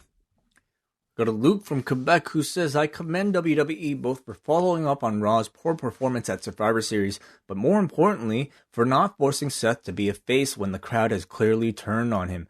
A rare occurrence of them going along with what people want instead of fighting it. Best moment of the night was the odd, very New Japan-like moment between Drew and Orton. You know, wrestling is fucked up because the whole time Rey was on his son's shoulders, all I could think about was that he was going to drop him Evolution style. The US belt is worthless, but still a very nice moment for Rey, especially in the building where he won the title all those years ago. Lawler was extra annoying tonight, bringing up Seth's speech and NXT's victory way too much. I mean, you know he's directed to do that, right? I mean, that was kind of the direction that they were going in tonight. So yeah, they're going to hit you over the head with the story. Samuel from Quebec. I thought Raw was really good tonight for the first time in a long time. The 3 hours didn't feel as long as usual. I'm glad Seth is now a heel playing an oblivious asshole, clearly inspired by his Twitter game. Kevin Owens is finally back to being used as a major star, and I hope this lasts more than a couple months. Best part of the show was the fatal four-way that led to the U.S. title match. Every exchange between Rey and Ricochet was amazing to watch. AJ and Rey was also superb, and I love how the U.S. title change felt like a huge deal. Aleister Black looked badass while he attacked Murphy, and I can't wait for these two to have a match. I'm glad the Kabuki Warriors are getting airtime and actually win matches, and he gives us an 8 out of 10. We got a Jay from Colorado who says, what was going on with Lawler tonight? At one point at the beginning of the Flair-Asuka match, he said, yeah, he's talking about the Ric Flair line. Yep. Decent show tonight, though. Even the Bobby Lashley and Rusev stuff was good. 7 out of 10. I mean, in fairness to Lawler, in that same match, he also said that he was with Ric Flair on Saturday. Afterwards. Yeah, after the fact, but yes. So I think it was just miscommunication that might have been blown a little bit out of proportion given, you know, Vic's response, but maybe still perhaps a poor choice of words given that it was Ric Flair he was talking about. Alexander from Portland. I wasn't able to watch all of Raw tonight, but I just had some questions. Multiple times AOP was told, you should have been there at Survivor Series. Why weren't they? Did they have a chance to participate and chose not to? Secondly, Seth said everyone sucked. Why didn't the Viking Raiders defend themselves as the only winning part of Raw? Regardless, I'm happy to see there being stakes for the losers. Raw's making their losses at Survivor Series into a storyline, but why couldn't we have had something like this last year when SmackDown lost all but one match? Tonight we saw the return of Matt Hardy. What do you think is the best way to book him without Jeff? It remains to be seen where they're going. I mean, I'm not that confident, John, that they're even going to follow up with a broken Matt Hardy thing. Like, I feel like he might just be destined for this type of spot where occasionally he'll show up and then lose to somebody up and coming. Maybe even a 24. I guess like the broken character could be a good fit in the 24/7 division. That's where I could see like, and it may. I would think like Matt is very smart when it comes to coming up with like new things to his character and such. Right. I'm sure he's got some idea that he's probably pitched, and I'm sure they're going to go with it. That, they made enough emphasis about him being knocked out tonight that I think that is kind of what it was designed to be at the end. But yeah, I see this as, undercard comedy, like nothing significant. Him, like, taking the 24/7 belt as part of like the broken universe as an excuse to create more of those like videos, I think could actually be very promising. Hopefully it would be a new something for that 24/7 title. Yeah. Sure. Finally, we got a Nas, not the rapper, from New York City.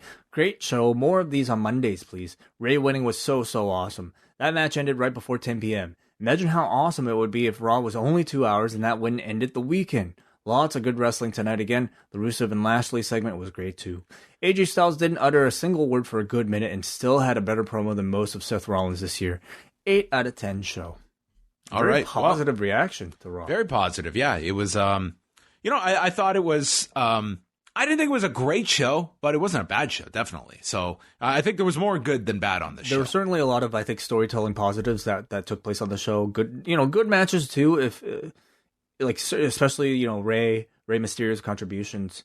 But I'm actually looking forward to the direction of some of these stories that they started today. All right, well, that wraps up the WWE's 4 nights in Chicago. Wai and I are going to be back Tuesday night, Ask Away. That will be dropping for Post-Wrestling Café members, so look out for that. And then Wednesday night, it is Rewind a Dynamite. As where are they this week? Oh, they're at the Sears Center this week. Yeah, everything's sticking around in Chicago, so big week continues. Did you get to see the Road to? No. Oh, yes. By the way, we were going to talk about the Undertaker thing, aren't we? That's right. Let's we can go through that too. But okay, Road to, yes, I did see it.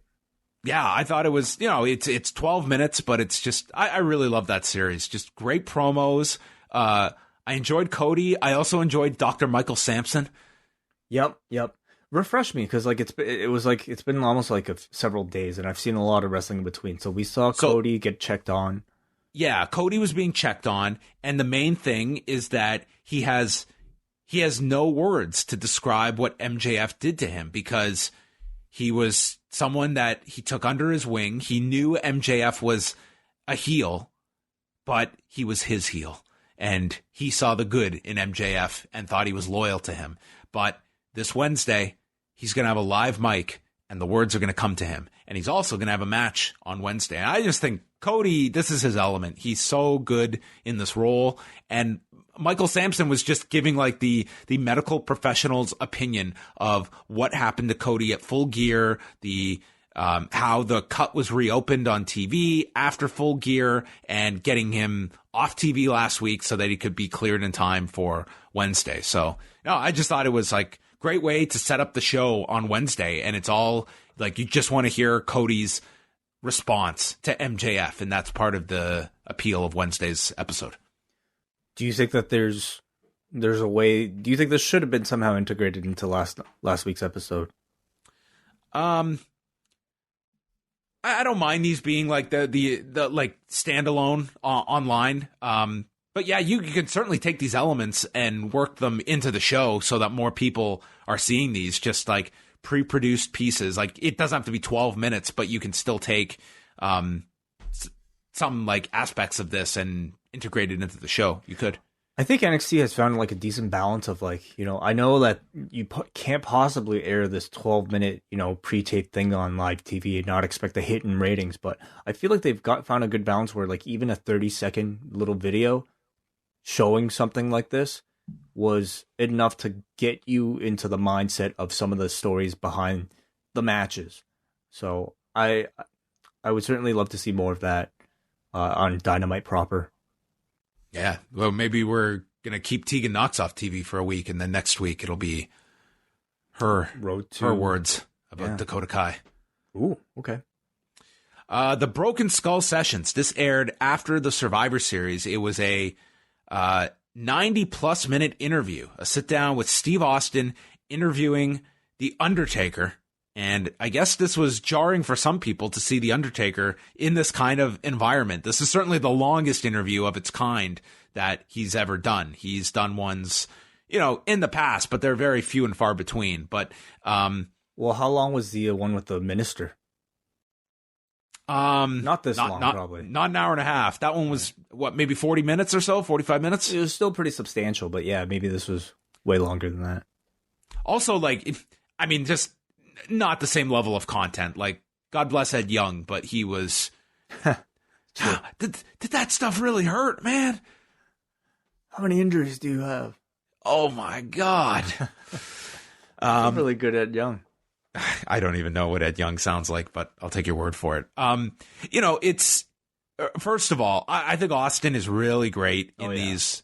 Like, this is a guy that he's such a great interviewer because, let's be honest, this guy could, if he wanted to, have an extremely high opinion of himself. And it's like, dude, you've never seen someone that is like more humble, that is legitimately among the greatest stars in the history of this industry. Oh my God. And he comes across, he's so self-deprecating, apologetic, and just humble throughout. He defers to his guest and puts the guest on a pedestal. And that's every Austin interview. I completely agree with you. If you're going to talk about like the top 3 stars of all time, certainly Austin would fill one of those slots, if not the top spot for a lot of people. But you wouldn't really be able to tell from the way he does his interviews. And like you said, he's somebody who is very giving of the spotlight, does not ever want to hog it. If there's a way for him to inject himself into a story, it's incredibly organic and does not take away from the focus of the conversation. And this goes for everybody, not just The Undertaker. But if you listen to his interviews on his podcast with, even somebody like Brian Kendrick, or anybody, I'm really impressed at how good of an interviewer he is. Yeah, I think he's tremendous. They went through like The Undertaker's early days as a fan, and then hooking up with Buzz Sawyer, who, was this tremendous talent who, just peaked really early in his life and then just got in a bad way. And the guy died by the time he was 31 years old and had set up to train The Undertaker with a bunch of other guys and then just, split town and left them. They, took their money essentially. And he pretty much said he didn't have a whole lot of good things to say about Buzz Sawyer. And then they go into their own time, like working together in Texas very early on when Taker had started a few years before Austin, but they were both very green. And then we go into the WCW days where he teamed with Dan Spivey as part of the Skyscrapers, replacing Sid when he went down with a lung injury, and then being told by Ole Anderson that no one was ever going to pay money to watch you wrestle, and they were not going to be renewing his contract once it came due. So it was Paul Heyman that was able to kind of get him a meeting with the WWF, and he met with Vince McMahon, and there was no deal offered. They said, if we don't have any plans right now, and we'll keep you in mind. So he was really at a spot where he didn't have a lot of great options at this point, with the WCW door shut and now nothing at WWF. And then he gets the call in 1990 and gets pitched the Undertaker character, and he was frightened that he was going to be debuting. He was going to be hatched from the egg at the Survivor Series that year and become Eggman. I'm sure a real concern that anybody might have had. Honestly, though, like The Undertaker obviously is like one of those it's one of the best characters of all time in wrestling, but I don't know. On the surface, it could have definitely failed, like really, really spectacularly too. You mean as The Undertaker? Yes. Oh, definitely. Like that, you see that character, you would think this is going to get 2 to 3 years out of it, tops. Mm-hmm. And then this thing is like, and that to me really came through in this interview, that he really had, he certainly even at a young age had quite a great mind for this thing and how to work this character.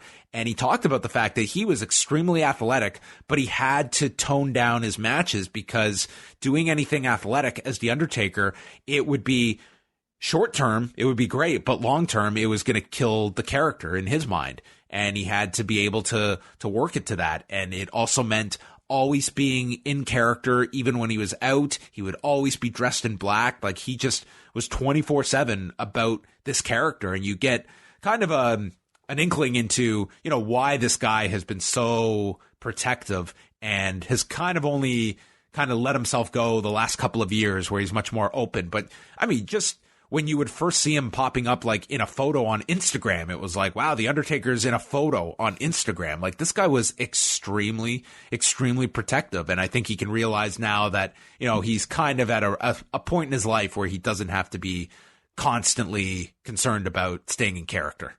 It's something I think we all can really respect, the fact that he's shied away so much from being interviewed, from even taking part in like the Hall of Fame every year. It's a real dedication to character that I don't know if is possible if a character were to come out in 2019 having that type of ability to hide so much of their real life when there's a camera on you at all times right now. Oh yeah, it's like in this day and age, it's not necessary either at this point, really.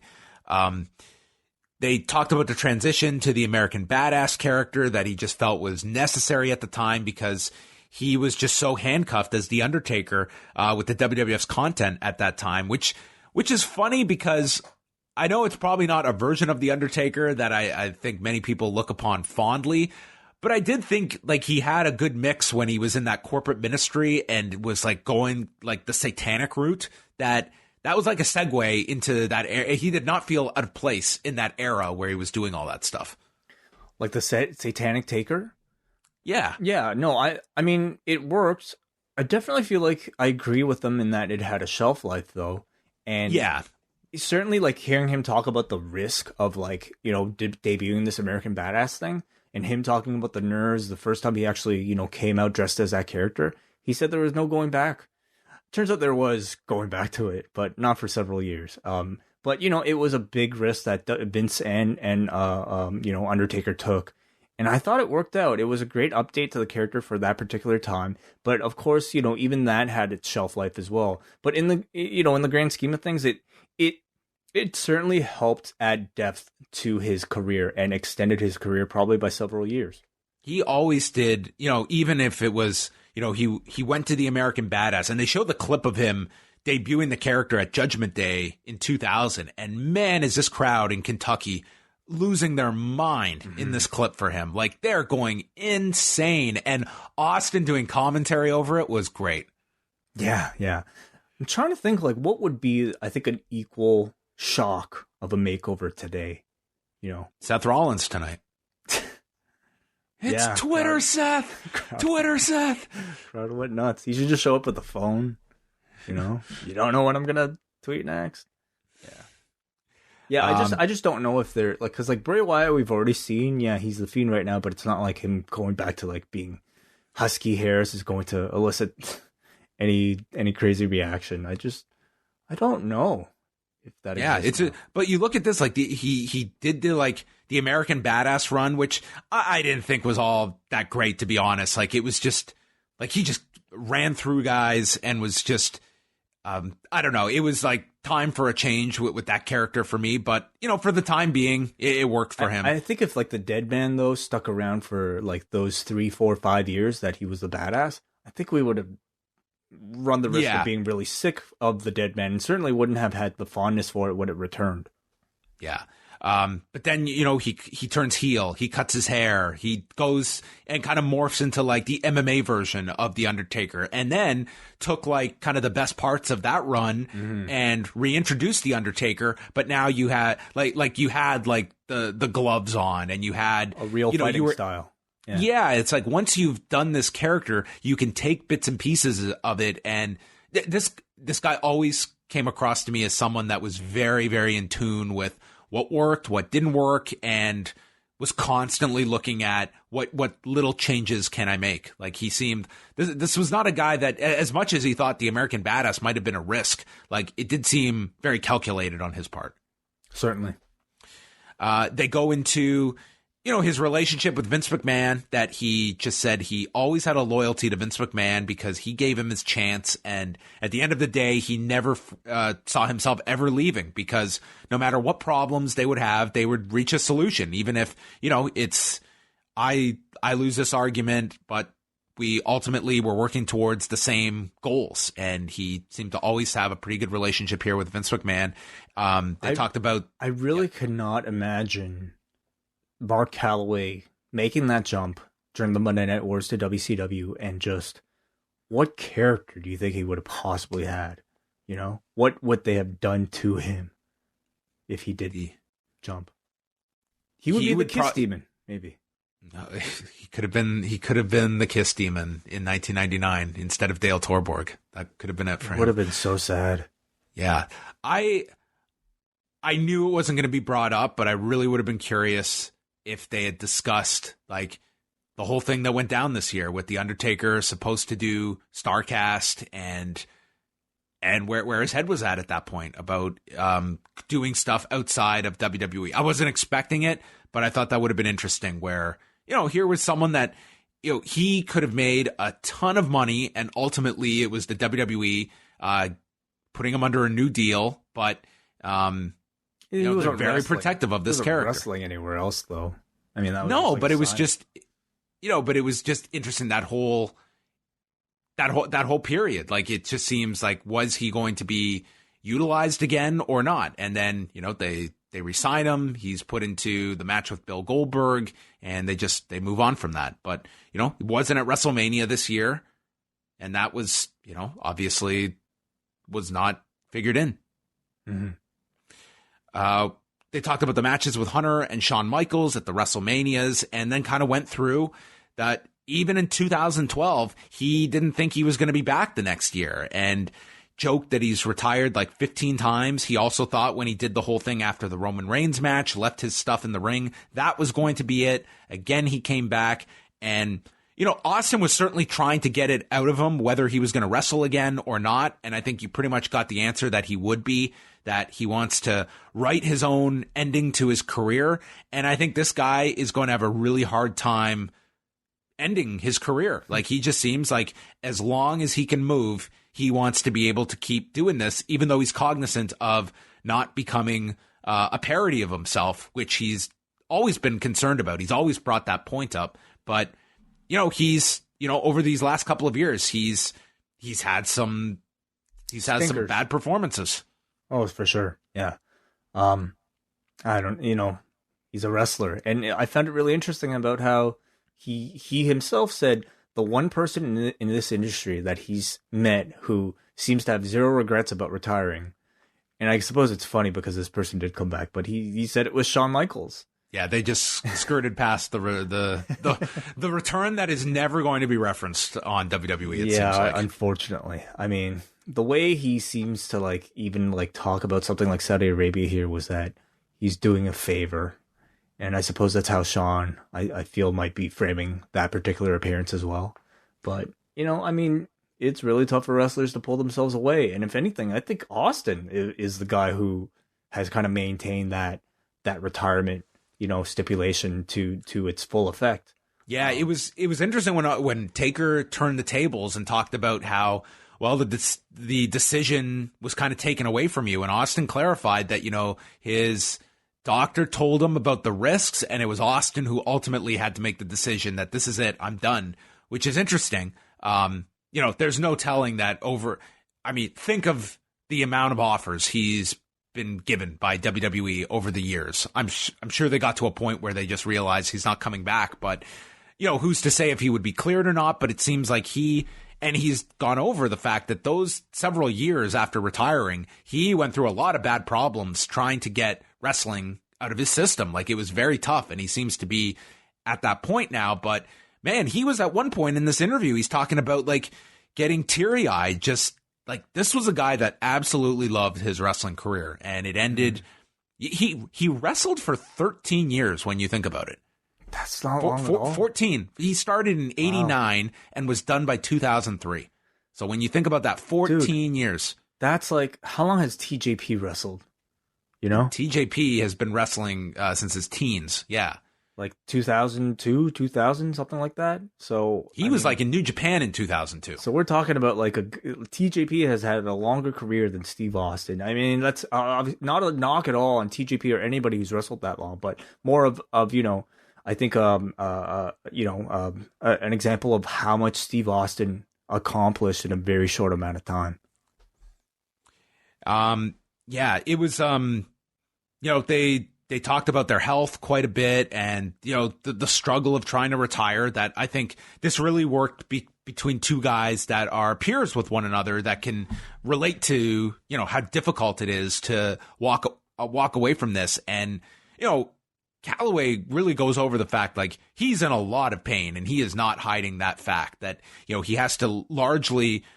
It's a challenge for him when he's called upon to do a match. It's almost like, I've got to prove it to myself I can do it, and he has to like set up like an MMA training camp to get ready for these matches. And man, was it an interesting answer when Austin asked him, when he has one of these big WrestleMania matches, how long he has that feeling of a high for, and he said, not very long, because I'm back into pain real quick. It's like an hour, and then it's suddenly dealing with what I've put my body through for the last half hour and how I'm going to pay for it for weeks to come. Like, this is a guy that God knows what his mobility is going to be like in his later years. I mean, he's not a young guy to begin with, but I mean, this guy has thrashed his body for professional wrestling. Yeah, and his story is really only one of many, like, of professional wrestlers who continue to do this, probably in a more consistent schedule than even the Undertaker on a more regular basis. So it's a reminder of how much these performers that we watch and criticize all the time, how much they put their bodies through, especially at this age. And it makes me feel bad, like, hearing something like this, because if the Undertaker versus Roman Reigns is not a very good match, I feel the need to say it. At the same time, knowing what this man is putting his body through, it kind of makes me feel a little shitty about it. But then again, that is sort of the job. Yeah, and I mean, he talked about. They really didn't go into the Saudi Arabia match, other than the Undertaker. Like, he knows it was awful, but you did have the circumstance of Bill Goldberg essentially knocking himself out in that match, and the connection to the Brock Lesnar match at WrestleMania, where Taker goes into detail about how he got concussed very early on in the match, still doesn't know what the spot was that caused him, but he has no memory of any of that. His last memory of that day is 3:30 in the afternoon, and not another memory until the next day when he's in the hospital. So he has no recollection of any of that, which is really frightening, that you're just essentially going through the motions and you have no concept of what's happening. And that was not a short match. It was a match with Brock Lesnar requiring him to take a bunch of suplexes. Yeah. So, which he doesn't know what caused it, but he suspects it might have been one of the suplexes or something. So, I haven't really heard this talked about, but, John, like, in hindsight, if he was booked to win that particular match and the streak was to continue, could he have pulled it off in the state that he was in? I mean, you go and watch it, and it's like, it's not a good match, but I also wouldn't say it's not horrible either.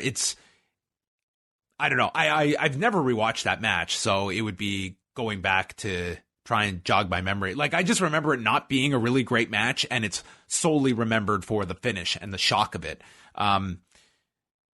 Yeah, I mean, it would certainly have been, it's not like the guy was immobile or Brock was just leading him through. Like, it was almost like watching Kurt Angle in that SummerSlam, where it's like, you find out after, like, the concussion he had, but yet he's still doing all of this stuff. Like, you're almost on autopilot. Mm-hmm.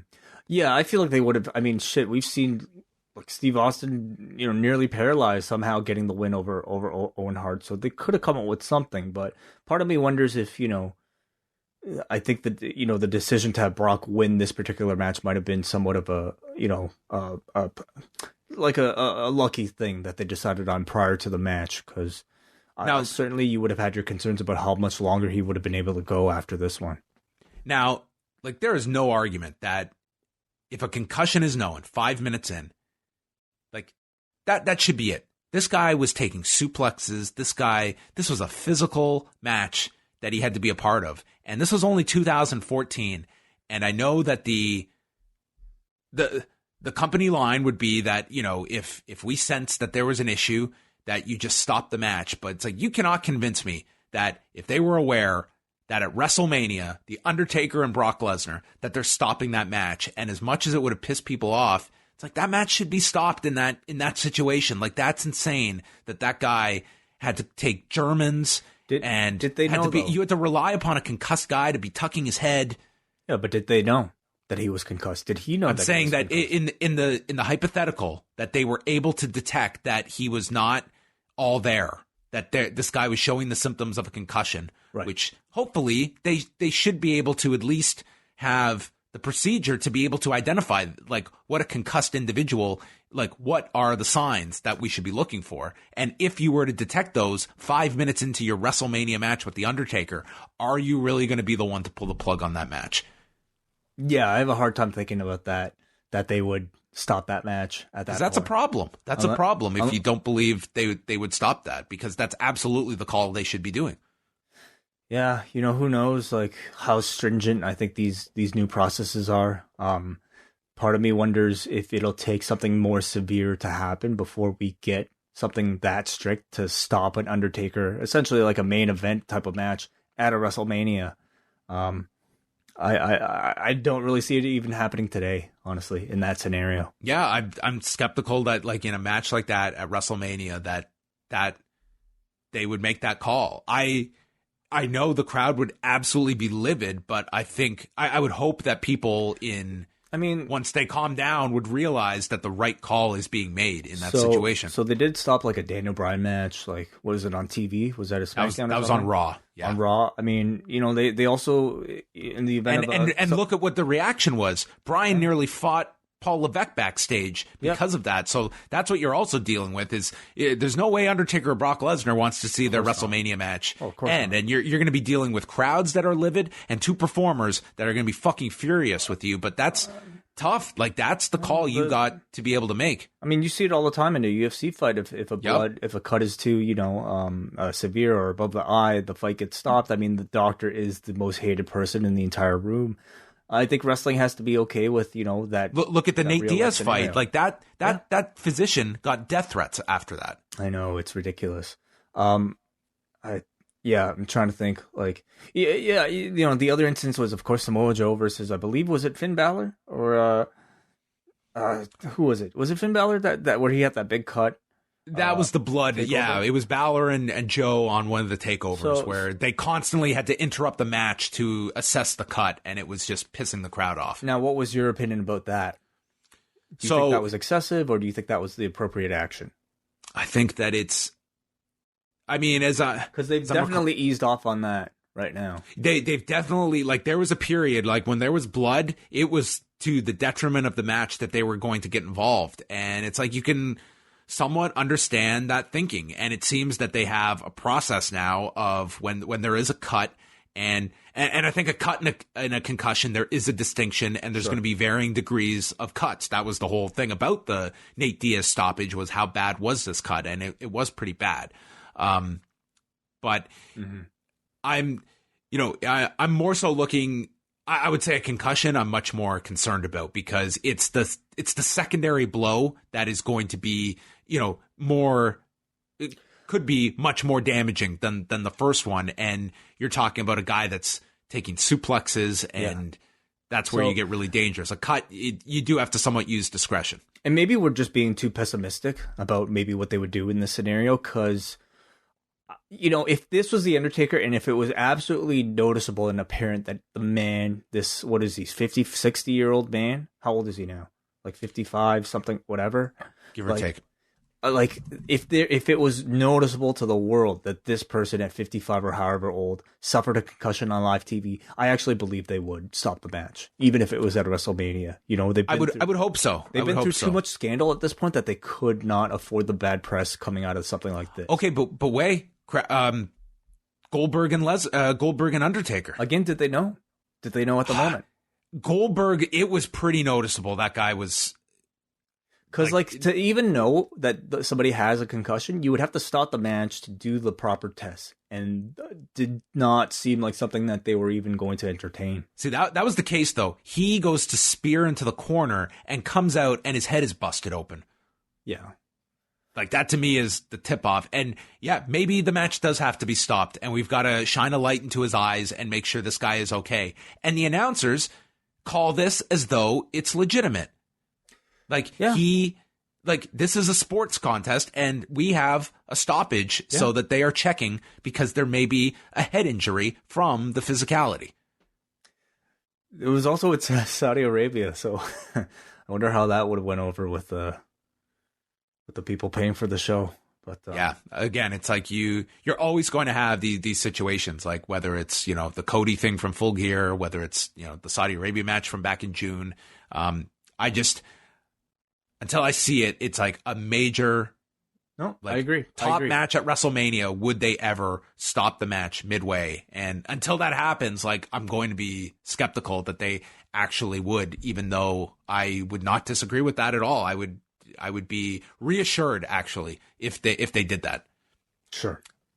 Anyway, and any other closing notes on this? I would be curious how long this thing actually was, because there were obvious edits to this interview. Oh, the actual recording session. Yeah, who knows? I mean, I just want to say I didn't really have that many expectations for this format. I was definitely pleasantly surprised by its length, and I think by how candid the conversation was. These two were drinking like throughout the whole process. Oh yeah, they were pounding back the Jack. They had like 3 shots apiece. It felt like it was a conversation between two old friends who went to war with one another in a business that we're all incredibly interested in. And it was just like, it was a wonderful conversation between two people, two legends, really. So I was pleasantly surprised. I actually encourage everybody to, check it out if you are curious about the Undertaker's, career. To me, this felt almost like definitely the most definitive interview we've ever had with him. I don't even know if there's like a DVD that would have covered any of this other stuff, but it was great, and I definitely look forward to future interview subjects that Steve Austin will have. Who would you like to see? Right now, specifically like in this time period, to talk about what's going on now, Heyman. I'm just thinking within the company. Did he not do it last time? Yeah, he did, but now in his creative role, that's what I would be more interested. I don't want to hear more ECW stuff or his career. I'd want more specifically the state of the WWE, and I'd rather hear that from Heyman than I would Vince McMahon right now. Well, Vince McMahon would still be newsworthy, but I feel we'd get a much more interesting and more, I'll say, honest assessment from Heyman, who I think would still be, he's in that active role, so I don't think he's going to be completely open about everything. But I would find that to be interesting, of Heyman as this bridge between a previous generation and now a major creative force for the modern generation while they're in a rebuilding phase on Raw. I suppose it remains to be seen, like, how, current events-ish this type of show is, because this particular episode was a lot more like, retrospective, showing you old photos and old clips of old matches and getting your commentary over it. Certainly there's like a novelty with hearing The Undertaker talk about this stuff, because we've never heard him. As far as, who would be as interesting, I don't know if there'd be too many people on that list. I certainly think we've heard a lot from Sean in the past, but I still feel like, this type of conversation between he and Austin might unearth some new interesting material, especially with like the type of person Sean admits that he was in the 90s, and Austin, being backstage privy to a lot of that stuff. I'd love to have him kind of like, just kind of bring up some of those, perhaps stories and hearing Sean talk about it at this point. Trying to think who else might be interesting. Hunter. No, I don't know.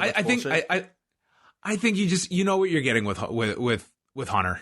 Yeah. Hunter's very smart about tailoring his answers for the crowd in which he's disseminating it towards. And Yeah, Stephanie would be the same. Yeah, I'm not dying to hear them at this point. Maybe George Barrios. What a conversation that would be. George Barrios pounding back Jack Daniels. I want to hear Austin talk to Dave. Dave Meltzer? Yeah. Oh, okay. That'd be awesome. I don't know if that one's going to be happening on the WWE Network anytime soon. Maybe not. All right. Well, that brings an end to Rewind to Raw. So thanks to everybody for tuning in. We are hitting we did hit the 2-hour mark here. So that is it. We'll be back Tuesday night with Ask Away. Thank you for listening.